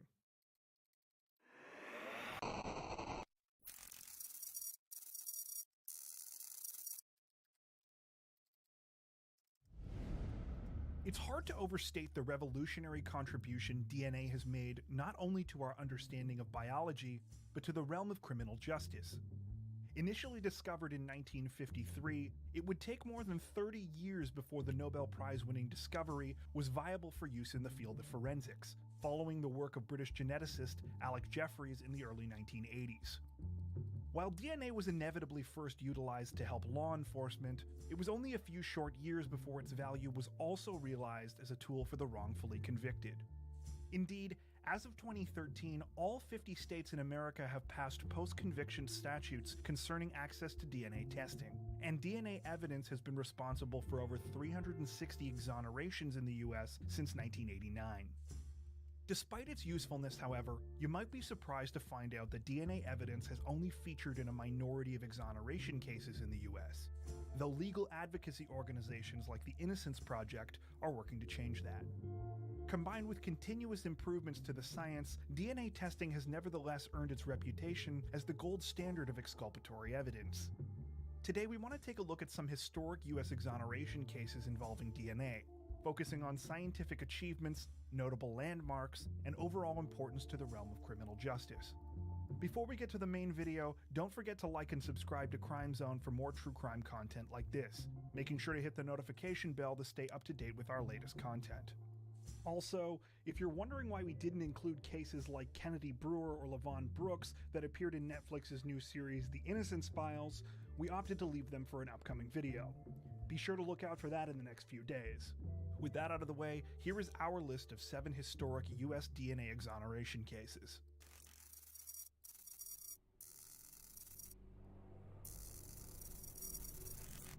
In 1989, Gary Dotson was cleared of the aggravated kidnapping and rape of Kathleen Crowell Webb after having spent more than 8 years in prison and several others in legal battles attempting to prove his innocence. Though Webb recanted her earlier testimony in 1985, admitting that she had fabricated the rape allegation in an attempt to hide legitimate sexual activity with her boyfriend from her foster parents, Dotson was refused a new trial. Following 3 days of widely televised hearings, which were highly sensational and unheard of for the time, trial judge Richard L. Samuels rejected the new evidence, saying that Webb's recantation was less credible than her original testimony. Later in 1985, though he was still refused a pardon, Dotson's sentence was briefly commuted to the 6 years he had already served by the governor of Illinois. This was later revoked, however, as the commutation was based on good behavior and Dotson had subsequently been involved in 2 alleged assaults. It wasn't until 1988 when DNA testing not available at the time of the trial was performed on Webb's clothing.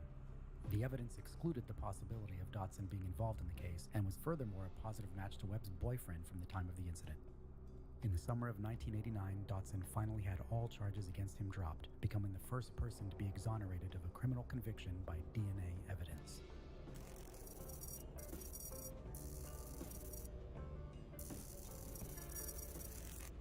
Kirk Bloodsworth's 1993 release and eventual exoneration marked the first time DNA testing had ever proved the innocence of someone sentenced to death.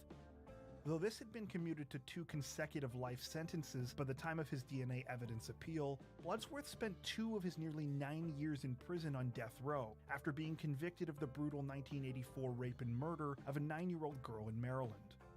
5 eyewitnesses who claimed to have seen Bloodsworth with the victim were largely responsible for the outcome of his trial, but he continued to maintain his innocence throughout his incarceration, ultimately leading to a major stroke of luck.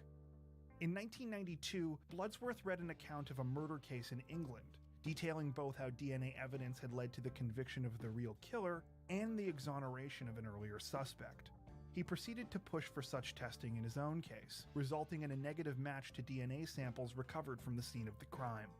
It would take more than his release to secure a full exoneration, however. Almost a decade after, DNA evidence added to state and federal databases resulted in a match to the real killer, Kimberly Shea Ruffner.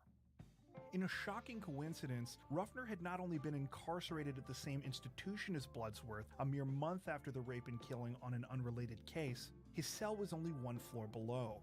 In fact, the men were familiar with one another and sometimes spotted each other during workouts.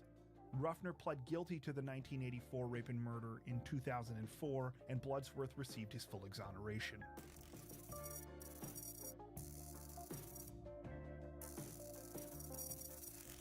The William Gregory case remains historic not only as the first DNA exoneration in the state of Kentucky, but as the first exoneration to rely on mitochondrial DNA testing exclusively. After his conviction in the burglary and rape of one woman and an attempted rape of another in 1993, William Gregory received a 70-year sentence. While the hair evidence that eventually led to his exoneration was presented at trial, the prosecution relied on now discredited visual analysis of the hairs, as only hairs containing the full follicles attached contained sufficient quantities of the nuclear DNA required for testing.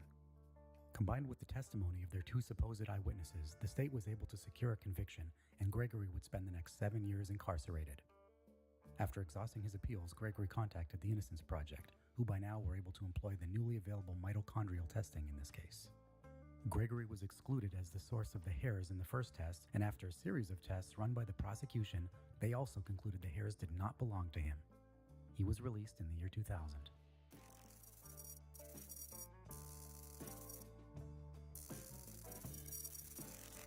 Paula Gray was the first woman ever to be exonerated via DNA evidence, following her conviction in connection with the notorious Ford Heights 4 case.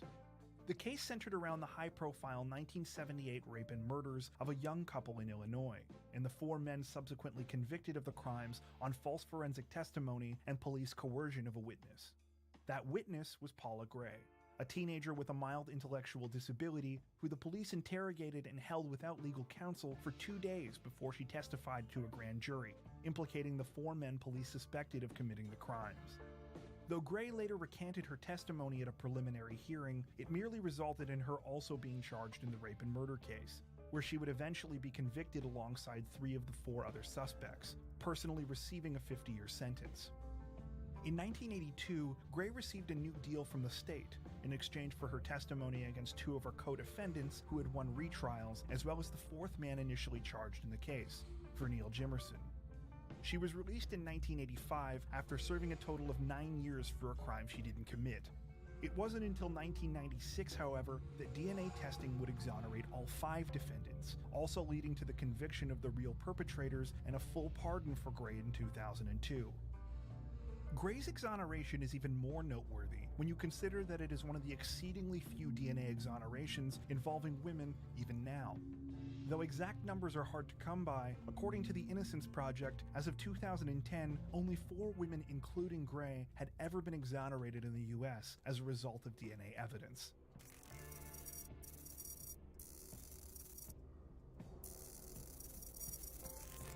Much like in the case of William Gregory, the evidence that eventually exonerated Ricky Johnson constituted a major technical leap in the realm of DNA testing. In 2008, Johnson would become the first person exonerated using what's known as mini-STR DNA testing, after serving 25 years in prison for a rape he didn't commit. In the summer of 1982, a 22-year-old Louisiana woman was held at gunpoint and raped over the course of several hours in her home. The man told her his name was Marcus Johnson and that he was from the city of Leesville. When detectives in the case contacted the Leesville Police Department, they said they had no record of a Marcus Johnson, instead pointing them towards Ricky Johnson, who was on parole for a minor traffic violation at the time. Though there were surface-level similarities between the details the victim had provided and Ricky Johnson, the case was poorly investigated. After being identified in a flawed photo lineup that included an 8-year-old photo of Johnson, no other suspects were considered in the investigation. The prosecution's case rested almost exclusively on this photo identification at trial, as well as blood type evidence that, while common at the time, showed that as much as 35% of the African American population also could have been the contributor of. After his conviction, Johnson spent 2 decades in prison before catching 2 lucky breaks. First, he contacted the Innocence Project at the suggestion of fellow inmate Calvin Willis, who was exonerated in 2003 by DNA evidence. Secondly, in the early 2000s, mini-STR DNA testing became newly available, allowing labs to accurately test extremely small or degraded DNA samples. Tests proved that Johnson could not have been the attacker, and also later implicated the real perpetrator, John. What's wrong with you? Ricky Johnson was fully exonerated and released from prison in 2008. No. No. Michael Mercer's 2003 DNA exoneration in a 1991 rape case was instrumental in affirming the value of state and federal DNA databases. The case against Mercer relied exclusively on victim identification, and though the jury could not reach a verdict in the first trial, he was found guilty and given a 20 to 41-year sentence at his second trial in 1992. While New York would become the first state to pass a statute regarding post-conviction DNA testing in 1994, Mercer was initially denied testing in his case on the grounds that there was no viable DNA to test. As DNA technology improved, however, so did efforts to create state and federal databases, with the completion of the FBI's Combined DNA Index System, or CODIS, in 1998 marking the first major milestone in this process. CODIS enabled federal, state, and local forensics labs to exchange and compare DNA profiles electronically for the first time. Beginning in 2000, 2 important things happened. New York passed a state law requiring all convicted felons to provide a DNA sample for the state database, and New York City began a project that tested old rape kits in its storage facilities, comparing the results to those in the database. Michael Mercer was one of the inmates who provided such a DNA sample. In 2003, it was found that not only did the DNA evidence in the 1991 case exclude Mercer, it actually was a match to Arthur Brown, a man convicted of several other rapes and robberies. Mercer was exonerated and released later in 2003 after 12 years in prison. In all, over 17,000 rape cases were cleared as part of New York City's backlog project, leading to several other convictions and exonerations.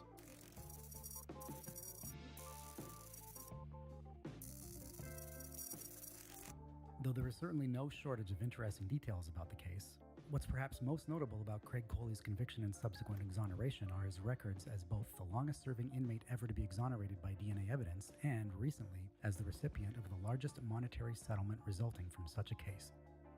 Charged with the 1978 murders of his ex-girlfriend Rhonda Wicht and her 4-year-old son Donald, the case relied heavily on the testimony of a single witness, a neighbor who claimed to have seen a man resembling Coley driving away from Wicht's apartment complex the morning of the murders. Though the initial trial resulted in a hung jury, Coley was convicted at a second trial in 1980 on 2 counts of first-degree murder. He would remain incarcerated for almost 39 years. Despite this, Coley continued to maintain his innocence, and almost a decade later, a detective with the Simi Valley Police Department named Michael Bender began to reinvestigate the case. He had discovered problems with the investigation, and with the help of several others in the department, began to lobby on Coley's behalf for re-examination of the case. Though he was unsuccessful for many years, Bender caught a lucky break in 2015 when he got the attention of then California Governor Jerry Brown. First, new investigators were able to seriously undermine the testimony of the primary witness in the case, proving that she could not have possibly seen who was in a truck parked outside from her apartment window. However, the real exculpatory evidence came from the DNA found at the scene.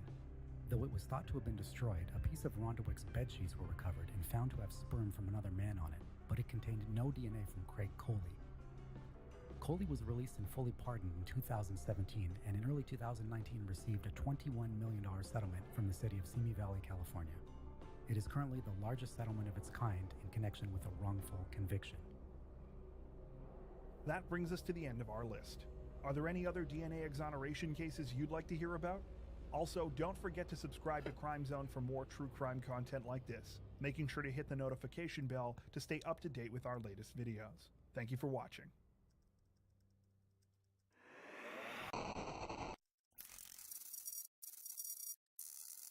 Hey everyone, Nigel and Luke here. Welcome to Crime Zone.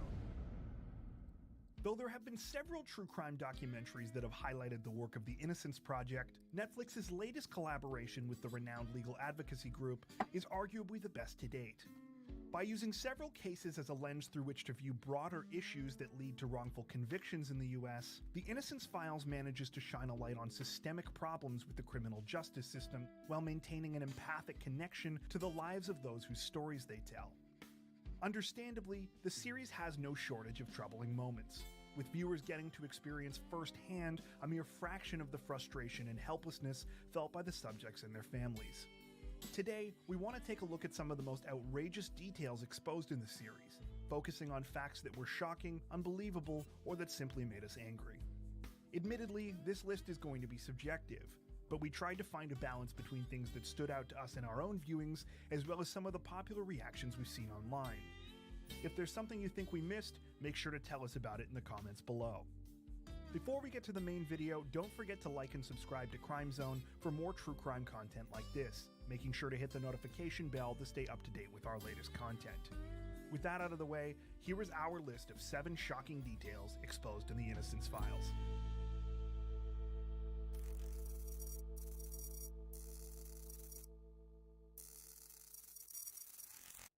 Though in some situations investigators have no choice but to build their cases on circumstantial evidence, it's generally understood that biological evidence is much better at satisfying the legal requirements of conviction beyond a reasonable doubt.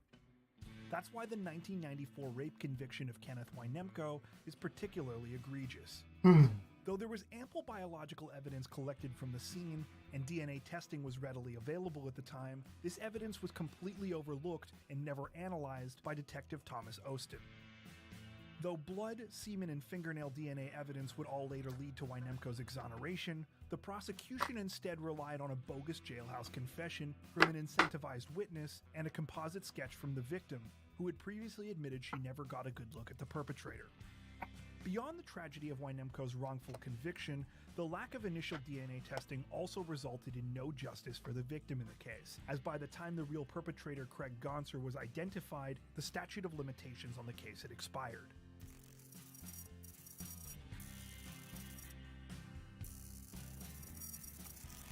Though it's often correctly observed in wrongful conviction cases that no amount of money can bring back the time spent in prison, we're willing to bet that some financial compensation is better than none.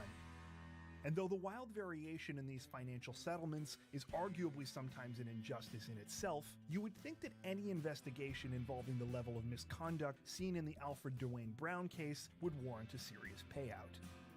Brown spent 12 years behind bars for his wrongful conviction in a 2003 armed robbery and double murder that involved the killing of a police officer and a store clerk. Lacking any physical evidence, the conviction was secured using a combination of witness intimidation and knowingly concealing exculpatory evidence from Brown's legal team. Upon his release, Brown was initially denied compensation due to the fact that charges had been dropped, but he had not been officially declared innocent. However, following an amended judgment in the summer of 2019 that saw him formally declared innocent, the Texas State Comptroller still denied Brown compensation. His civil lawsuit against Harris County, the city of Houston, and several police officers is currently pending.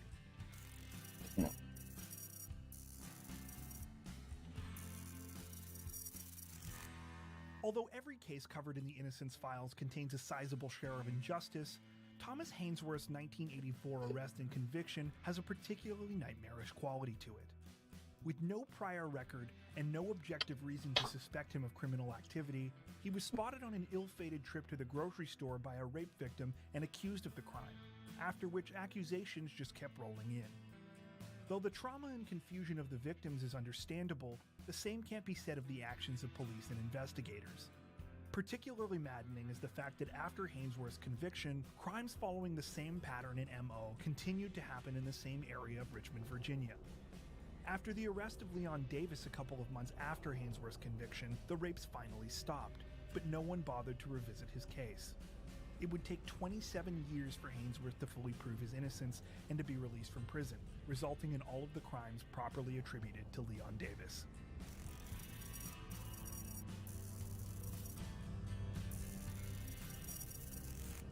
Perhaps the most jarring statistic in the Innocence Files concerning witnesses is that almost 70% of the more than 360 convictions overturned by DNA evidence in the US have resulted from eyewitness misidentification.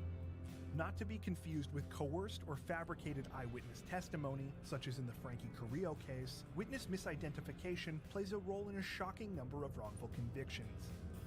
Though this information has become more widely understood and accepted by the public in recent years, it is difficult to shake the intuitive sense that our memories are somehow unbiased and accurate, comparable to video footage. Not only is this not the case, but in times of severe trauma, we are even less likely to have perfect recall of events. The series points to several factors that amplify this effect. Some, like weapon focus, are natural responses to violence that draw a victim's attention towards a threat and impact their ability to remember other details of a crime. Others, however, are the result of sloppy investigative work, such as improperly constructed photo lineups and the coaching of witnesses by police, whether intentional or not. A combination of these issues led to several eyewitnesses identifying Thomas Hainsworth as their attacker, even though crucial differences in appearance and height existed between Hainsworth and the real perpetrator, Leon Davis.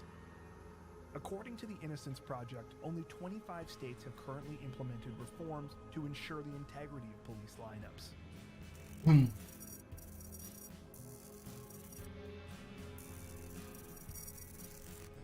Though the Innocence Files presents several examples of what's known as a Brady violation, or a failure to disclose exculpatory evidence to defendants, the most appalling case is arguably that of Chester Holman. His 1993 conviction for the robbery and murder of an exchange student in Philadelphia relied heavily on the coerced testimony of a man named Andre Dawkins, whose lengthy police record was partially hidden from Holman's defense team at trial. Not only was this a violation of Holman's rights, one of the many notorious examples of misconduct by prosecutor Roger King, but the full extent of Dawkins' coerced testimony and lack of credibility was one of the major reasons for Holman's later exoneration. Even more shocking, Holman might have been granted a new trial much earlier if the prosecution had not gone to further lengths to cover up their misconduct concerning Dawkins' criminal record, calling their decision not to hand over this evidence a clerical error. Though it is now known that the prosecution deliberately lied about knowing of Dawkins' full record, the lie caused Holman to lose 2 appeals in 1997 and 1999, costing him 19 more years in prison before his eventual exoneration.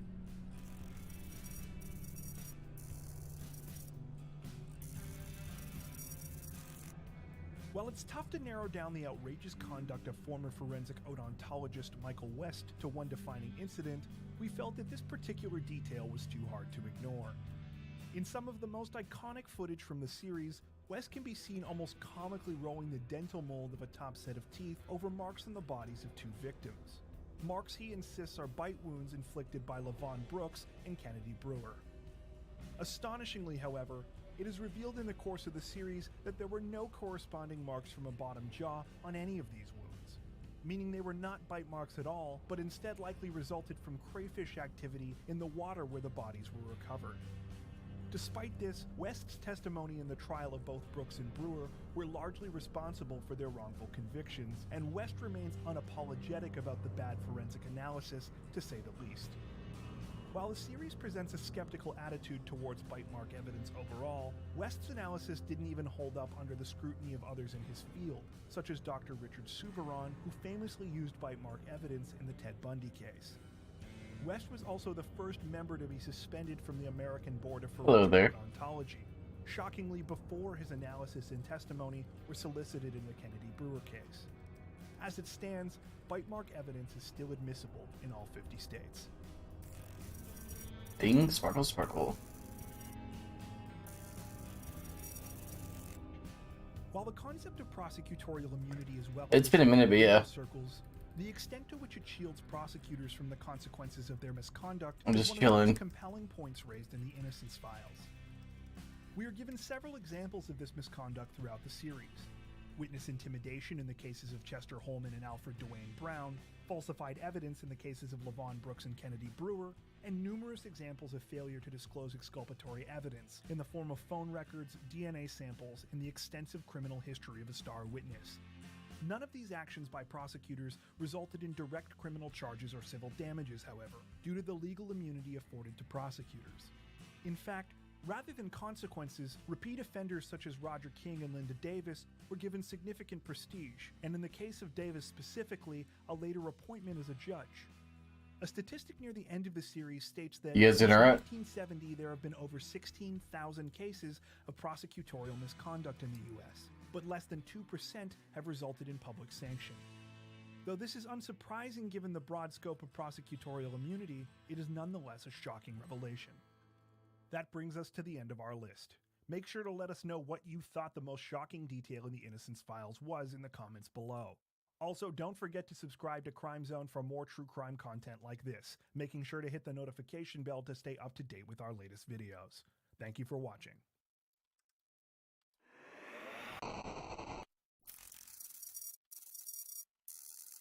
Hey everyone, Nigel and Luke here. Welcome to Crime Zone. While we most often hear about thefts related to money or other obvious valuables like jewelry or high-end electronics, it's safe to say that anything of value can and will be stolen under the right circumstances.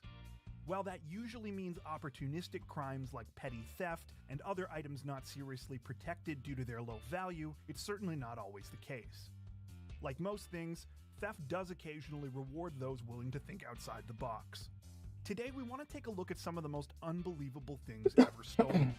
For this list, we will be focusing on things that, while valuable, are strange, might seem impossible to take, or that you would simply never think to steal. Occasionally all three. Before we get to the main video, don't forget to subscribe to Crime Zone for more true crime content like this, making sure to hit the notification bell to stay up to date with our latest videos. With that out of the way, here is our list of 10 things you won't believe were stolen.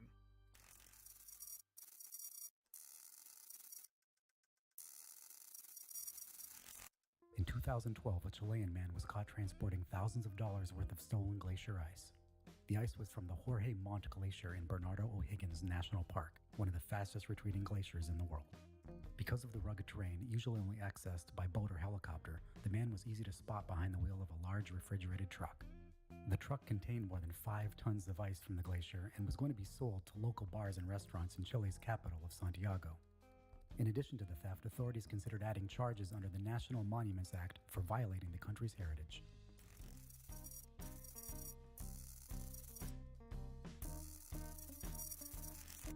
Though metal thieves traditionally prefer to go after higher value metals like gold or copper, dramatically increasing prices of all scrap metal worldwide has made even the occasional manhole cover a target for theft. Still, some thieves have set their sights on an even bigger score. Believe it or not, whole bridges have been stolen for the purpose of sale on the illicit scrap metal market, with one case in eastern Russia standing out in particular. In a single night in 2008, thieves made off with an entire 200-ton steel bridge, the value of which was only $25,000 US at the time. The bridge was part of a single road servicing a local heating plant, and employees were shocked to find when they arrived in the morning that they could no longer get to work.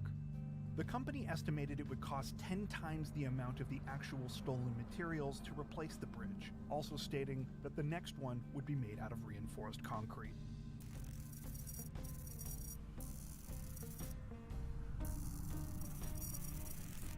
In 2011, NASA confiscated an RL-10 rocket engine that was being illegally sold as part of an online auction. Apparently, this wasn't the first place the seller had tried to unload it either, as it had also appeared on eBay the previous summer. The engine was from a NASA Saturn I rocket from the 1960s, the first liquid-fueled hydrogen engine used by the US, and was valued at over $200,000. Though NASA does occasionally sell surplus hardware, this particular piece was included in a report from NASA's Office of the Inspector General declaring that it had indeed been stolen. We're still not sure how the thief managed to get out of the building, however.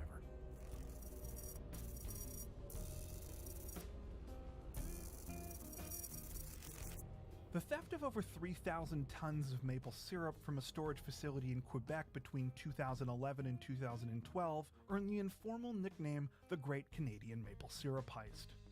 Though non-Canadians may not be familiar, maple syrup is serious business in Quebec, with the organization of producers called the FPAQ even being likened to a cartel. The heist amounted to almost $19 million of stolen product, the most valuable in Canadian history, and was unsurprisingly an inside job. The operation worked by taking barrels of syrup from the facility where it would be siphoned out and replaced with water. Eventually the thieves got lazy, however, and began returning empty barrels that were much more easily discovered due to their 600-pound weight difference. 17 people were eventually arrested in connection with the heist in December of 2012.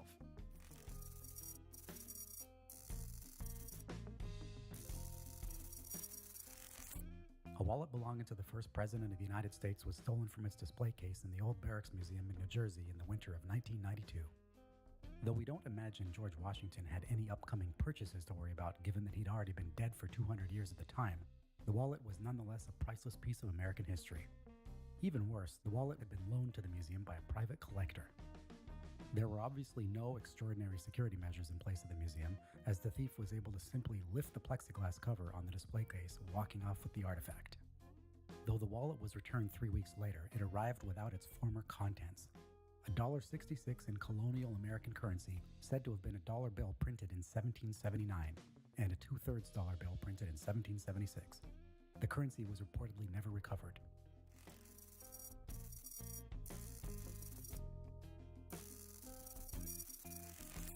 Every rare artifact seems to have its black market, and the world of illegal dinosaur fossils is apparently no exception. In 2012, now notorious fossil dealer Eric Procopi was arrested for conspiracy to smuggle illegal goods, possession of stolen property, making false statements, smuggling goods into the United States, and interstate sale and receipt of stolen goods.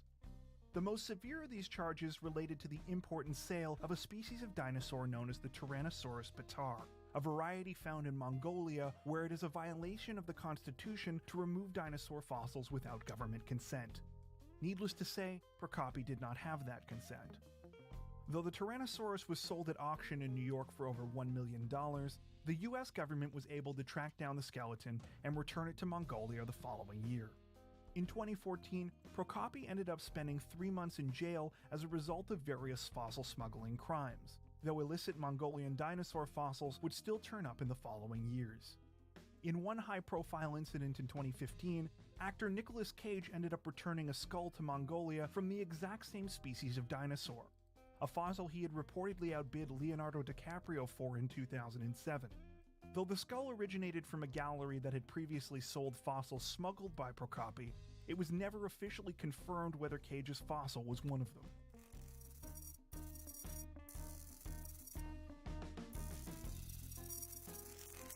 Though this story was more publicity stunt than serious crime, we still felt that we had to give credit to the New York Daily News for their 2008 caper involving the Empire State Building. Designed to expose a glaring loophole in New York City's system for handling property records, the newspaper filed obviously fraudulent paperwork with the city to transfer the deed to the iconic $2 billion building to a fake company that they had set up. The stunt relied on an ill-advised and frankly unbelievable city policy that didn't require clerks to verify the information submitted on this kind of paperwork. Less than 90 minutes after receiving the bogus documents, the transfer was complete, and the Daily News had technically stolen the Empire State Building. While it was promptly returned and wouldn't have gone unnoticed for long either way, the point was to show how easy it would have been for real criminals to target smaller properties and steal the deeds from their owners. This was far from hypothetical, as many thieves in New York had done just that, illegally selling buildings or taking out hundreds of thousands in fraudulent mortgages.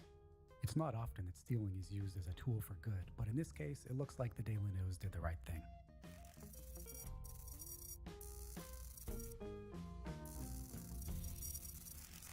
As you might imagine, the story of how the brain of the most famous physicist of the 20th century was stolen to satisfy the curiosity of one man is indeed a strange one.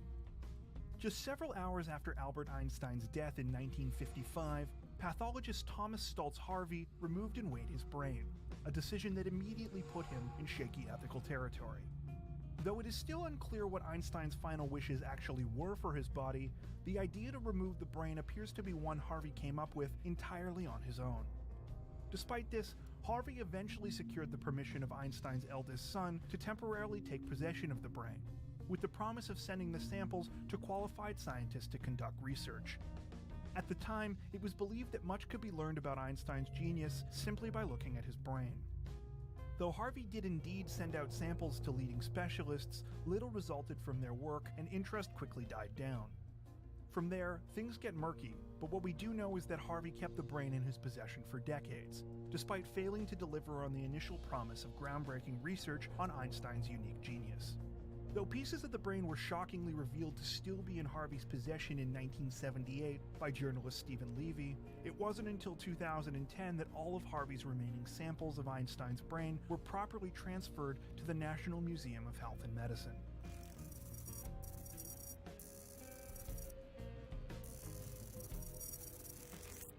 Though it may sound impossible, the world is running out of sand. The most consumed natural resource in the world after air and water, sand is vital to a truly staggering amount of the modern economy. Everything from consumer products to computer chips to the glass and concrete in our buildings. In fact, a growing number of countries are beginning to engage in and accuse one another of what's known as sand theft, or the illegal mining of sand that leads to the depletion of the resource. A less common but still important part of this problem is known as beach theft, which results in the partial or in some cases full disappearance of an entire beach. One notable example of such theft occurred in Trelawney, Jamaica in 2008 at the Coral Spring Beach. Police discovered that upwards of 500 truckloads of sand had been stolen from the beach, resulting in the destruction of almost 400 meters of land, which was suspected to have been sold to rival resorts. A 3-month investigation by police failed to lead to any charges. Beyond the destruction of the beach itself, the thefts led to other problems like soil salination that can destroy crops and ecosystems. Some of the most alarming estimates from environmental scientists predict that if nothing is done about these crimes, it could lead to the disappearance of most of the world's beaches by the end of the century.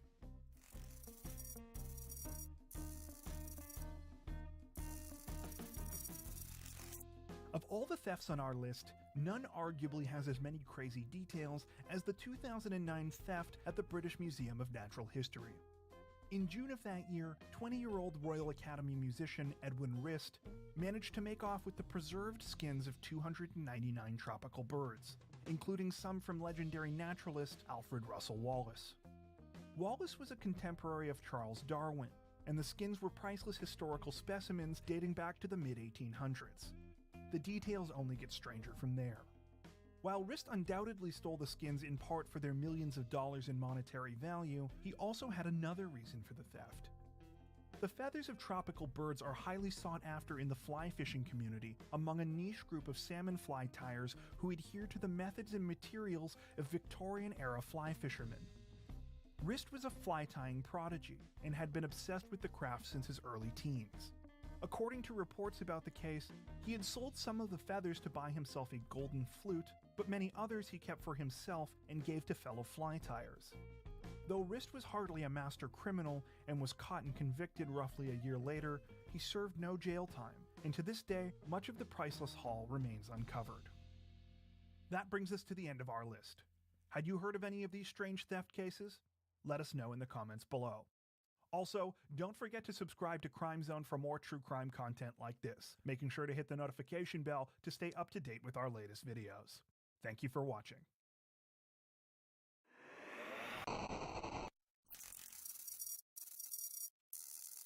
Hey everyone, Nigel and Luke here. Welcome to Crime Zone. Though American serial killers tend to be the most widely known, the US is far from the only country that has produced its share of horrific killers. While murderers like Ted Bundy, Jeffrey Dahmer, and John Wayne Gacy are the first to come to mind in the North American context, owing to decades of publicity and society's general fascination with true crime stories, the psychological issues that drive these sorts of crimes are not confined to any geographic borders. In the past, we have done videos focusing on both Canadian and American serial killers, so this week we decided to go international. For this list, we will be looking at some of the world's most notorious serial killers, focusing on things like number of victims, the brutality of their murders, and the lasting impact of these crimes. Before we get to the main video, don't forget to subscribe to Crime Zone for more true crime content like this, making sure to hit the notification bell to stay up to date with our latest videos. With that out of the way, here is our list of 15 notorious serial killers from around the world.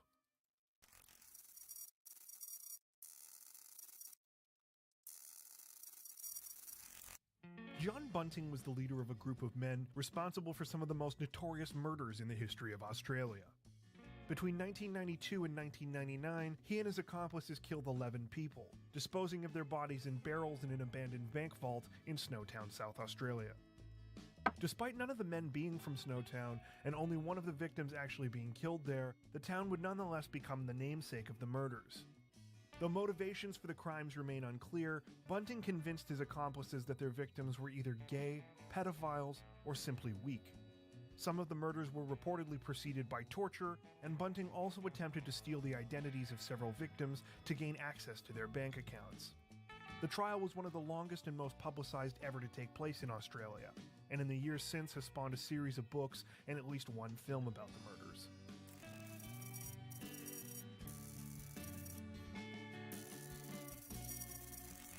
Yu Chung-chul's year-long killing spree originally began with the murders of several wealthy senior citizens in September of 2003. After breaking into their homes, he would bludgeon his victims to death with a hammer before staging the scene to look like a robbery. Later, he would say these crimes were motivated by a hatred of the rich brought about by the poverty he experienced as a child. After being left by a girlfriend working as an escort, however, his focus quickly switched to killing escorts and masseuses for revenge. Aside from the murders, he also admitted to mutilating and partially cannibalizing the remains of several of his victims. In all, Yu was convicted of the murders of 20 people and actively thanked prosecutors for advocating for the death penalty. The case sparked a national debate in South Korea over capital punishment, though Yu is still currently alive and detained in the city of Seoul.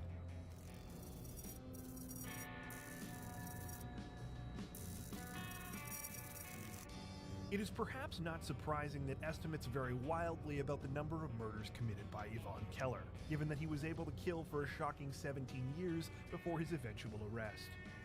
Though there were 23 confirmed victims of the notorious French serial killer, he confessed to killing as many as 150 people starting in 1989, which would make him the most prolific French serial killer of the 20th century. Keller targeted elderly women, breaking into their homes and smothering them with a pillow before stealing their valuables and carefully staging the scene to look like a natural death. The crimes were allegedly motivated by a desire for luxury, a life normally beyond the means of a man like Keller who worked as a landscaper. After his arrest in 2006, he committed suicide while in custody.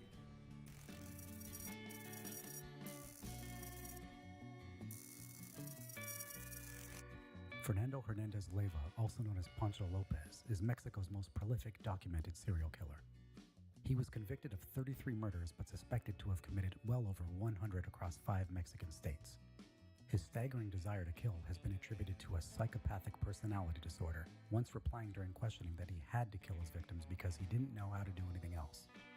Though he was arrested twice in the 1980s, he escaped from his cell both times before finally being recaptured in 1999, where he was put under maximum surveillance. He attempted suicide shortly after being apprehended, but was unsuccessful. Amazingly, Leyva may still have a shot at freedom. If he lives to complete his sentence in 2049, he will be eligible for release at the age of 84.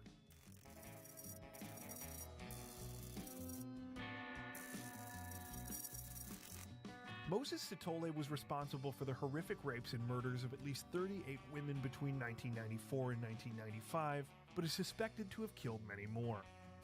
His crimes have been dubbed the ABC murders, owing to the order in which they transpired in the cities of Atteridgeville, Boxburg, and Cleveland, but he has also been referred to as South Africa's Ted Bundy.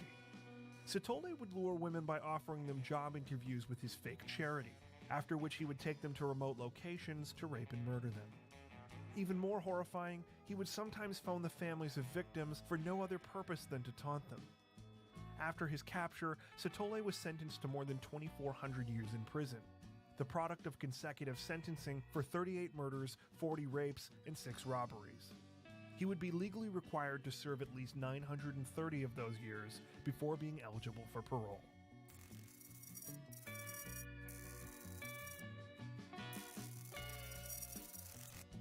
Ahmad Siraji is Indonesia's most notorious serial killer, murdering 42 women and girls between 1986 and 1997.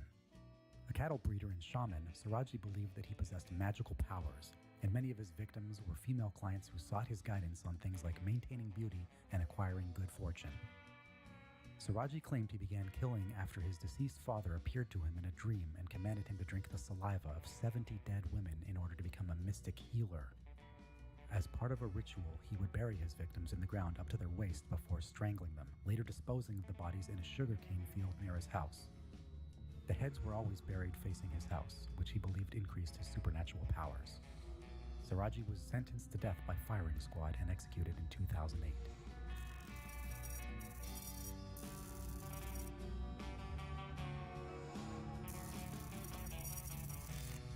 Anatoly Onoprienko's savage crimes earned him no shortage of nicknames, from the Beast of the Ukraine to the Terminator and Citizen O. In 1996, he confessed to the murders of at least 52 people, after finally being caught during a massive manhunt 7 years after his first killing. Onoprienko would often murder entire families at one time, subsequently setting their houses on fire to cover his tracks. He was also known to kill any witness unlucky enough to spot him. He alleged that his brutality was fueled by the childhood trauma of being given away to an orphanage by his father, who had continued to care for an older brother. He managed to escape the death penalty, however, as by the time of his arrest, the Ukraine had started to adopt policies more similar to those of Western Europe. He died in prison in 2013.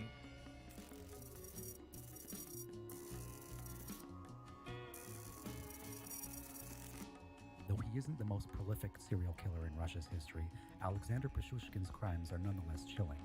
In fact, the chessboard killer seems to have been motivated in part by a sick sense of competition with fellow Russian serial killer, the Rostov Ripper. Once stating his goal was to murder one person for every one of the 64 squares on a chessboard. Though he thankfully fell short of this grisly achievement, he is believed to have killed between 48 and 60 people from 1992 to 2006. Pichushkin's early victims were mostly homeless men that he had lured in with the offer of free vodka. After drinking with them, he would throw them down park sewers. However, as his satisfaction with these crimes began to dwindle, Pichushkin turned to more violent methods, including hammer blows to the back of the head. He was arrested in 2006 and sentenced to life in prison, the first 15 years of which were to be served in solitary confinement.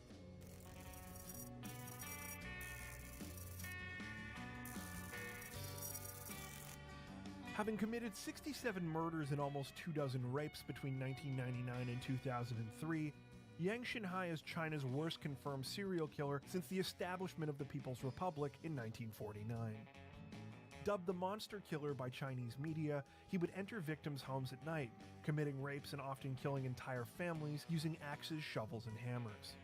Though his killing spree officially began in 1999, Yang already had a considerable criminal record, being sent twice to labor camps prior for theft and serving 3 years in prison for attempted rape in 1996.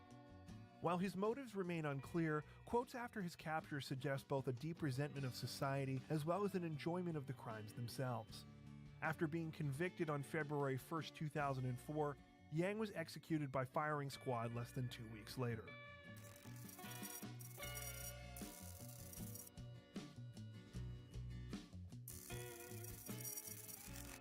Though not much is known about the brutal Indian serial killer Kampatamar Shankaria, reportedly killed more than 70 victims between 1977 and 1978. Shankaria seemingly chose victims indiscriminately, murdering both women and men by hitting them on the head with a hammer. In a confession, he is said to have told police that he killed purely for the pleasure it provided, leading to his conviction and execution in 1979. Perhaps the most widely reported detail about Shankaria were his last words at the gallows, saying, "I have murdered in vain. Nobody should become like me."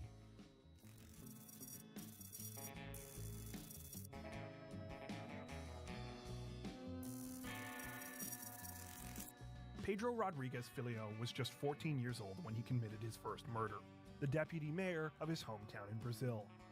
The deputy mayor had gotten Rodriguez's father fired for an alleged theft, and following this killing, Rodriguez also killed the man suspected of being the actual perpetrator.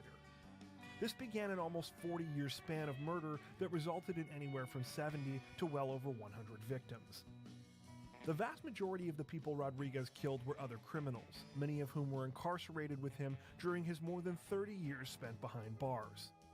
Though some of Rodriguez's crimes can be attributed to the harsh realities of prison life in Brazil, he was no stranger to killing with little or no provocation, often murdering cellmates for reasons as trivial as their snoring or not liking their face. Perhaps most famously, Rodriguez also killed his father as revenge for the murder of his mother, stabbing him 22 times and reportedly ripping out and chewing a piece of his heart before spitting it out. Amazingly, he was released from prison in 2018, though he has been released several times in the past and always returned.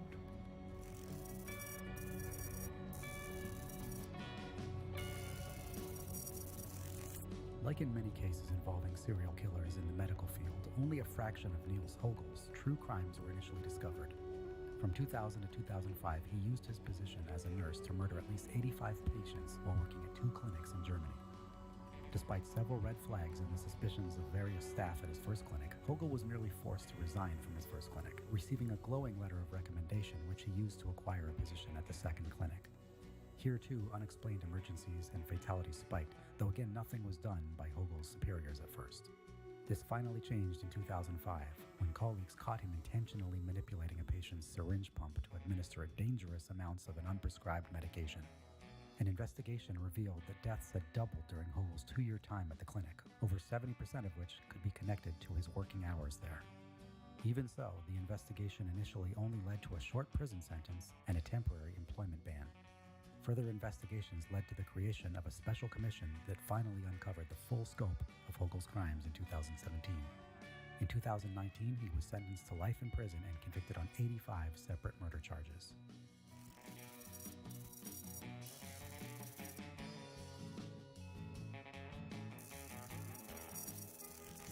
Pakistani serial killer Javed Iqbal was responsible for the horrific sexual abuse and murder of more than 100 boys in just 2 years between 1998 and 99. He targeted mostly runaways and orphans living on the streets of Lahore, strangling his victims, then dissolving their bodies in hydrochloric acid to conceal his crimes. After sending a confession letter to police and a local newspaper, Iqbal waited more than a month before turning himself in, reportedly because he feared the police would kill him. These fears were evidently not unfounded, as in a further horrific turn, Iqbal was sentenced to receive the same treatment as his victims as punishment for his crimes. However, before this could take place, he committed suicide in his jail cell.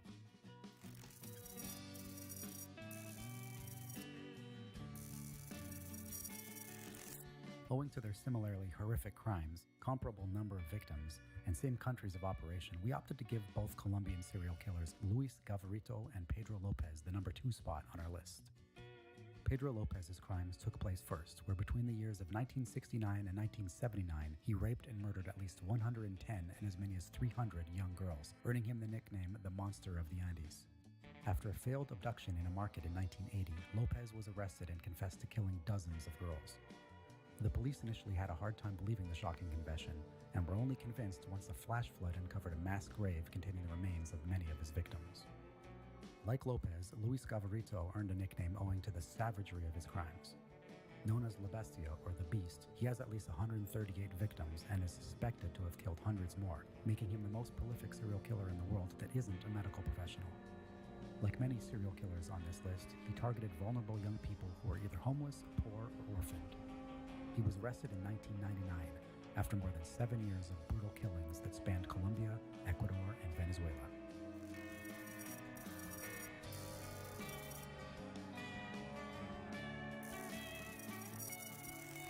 Harold Shipman was an English doctor whose unprecedented killing spree shook the UK's healthcare system. Between 1975 and 1998, he killed well over 200 of his patients by administering drug overdoses, after which he would forge medical records claiming they had been in poor health.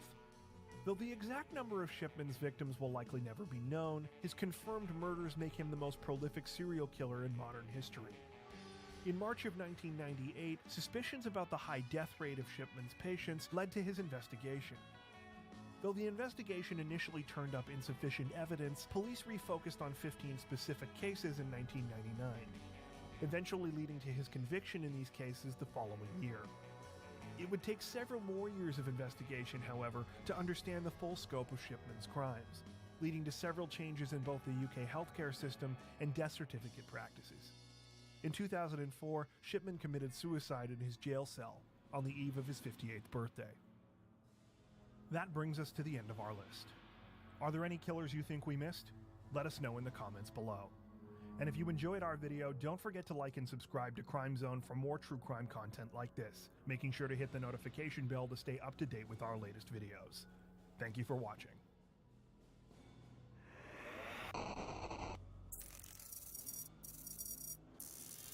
Hey everyone, Nigel and Luke here. Welcome to Crime Zone.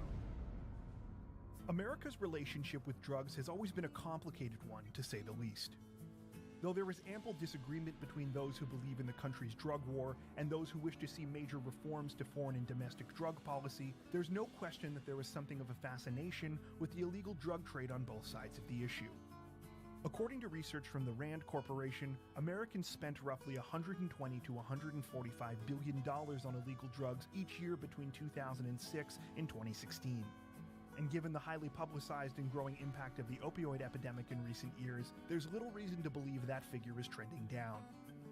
Though it's clear that only a tiny fraction of the drugs illegally produced and imported into the country each year are found, the vast amount of resources devoted to drug crimes does occasionally result in massive drug busts for law enforcement.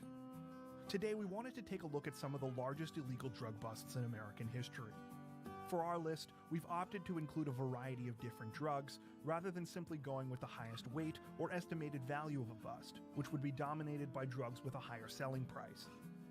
We have also limited our list to busts that actually took place in the US, so operations involving American support in other countries don't count. It should be noted that while we have included the reported monetary value for these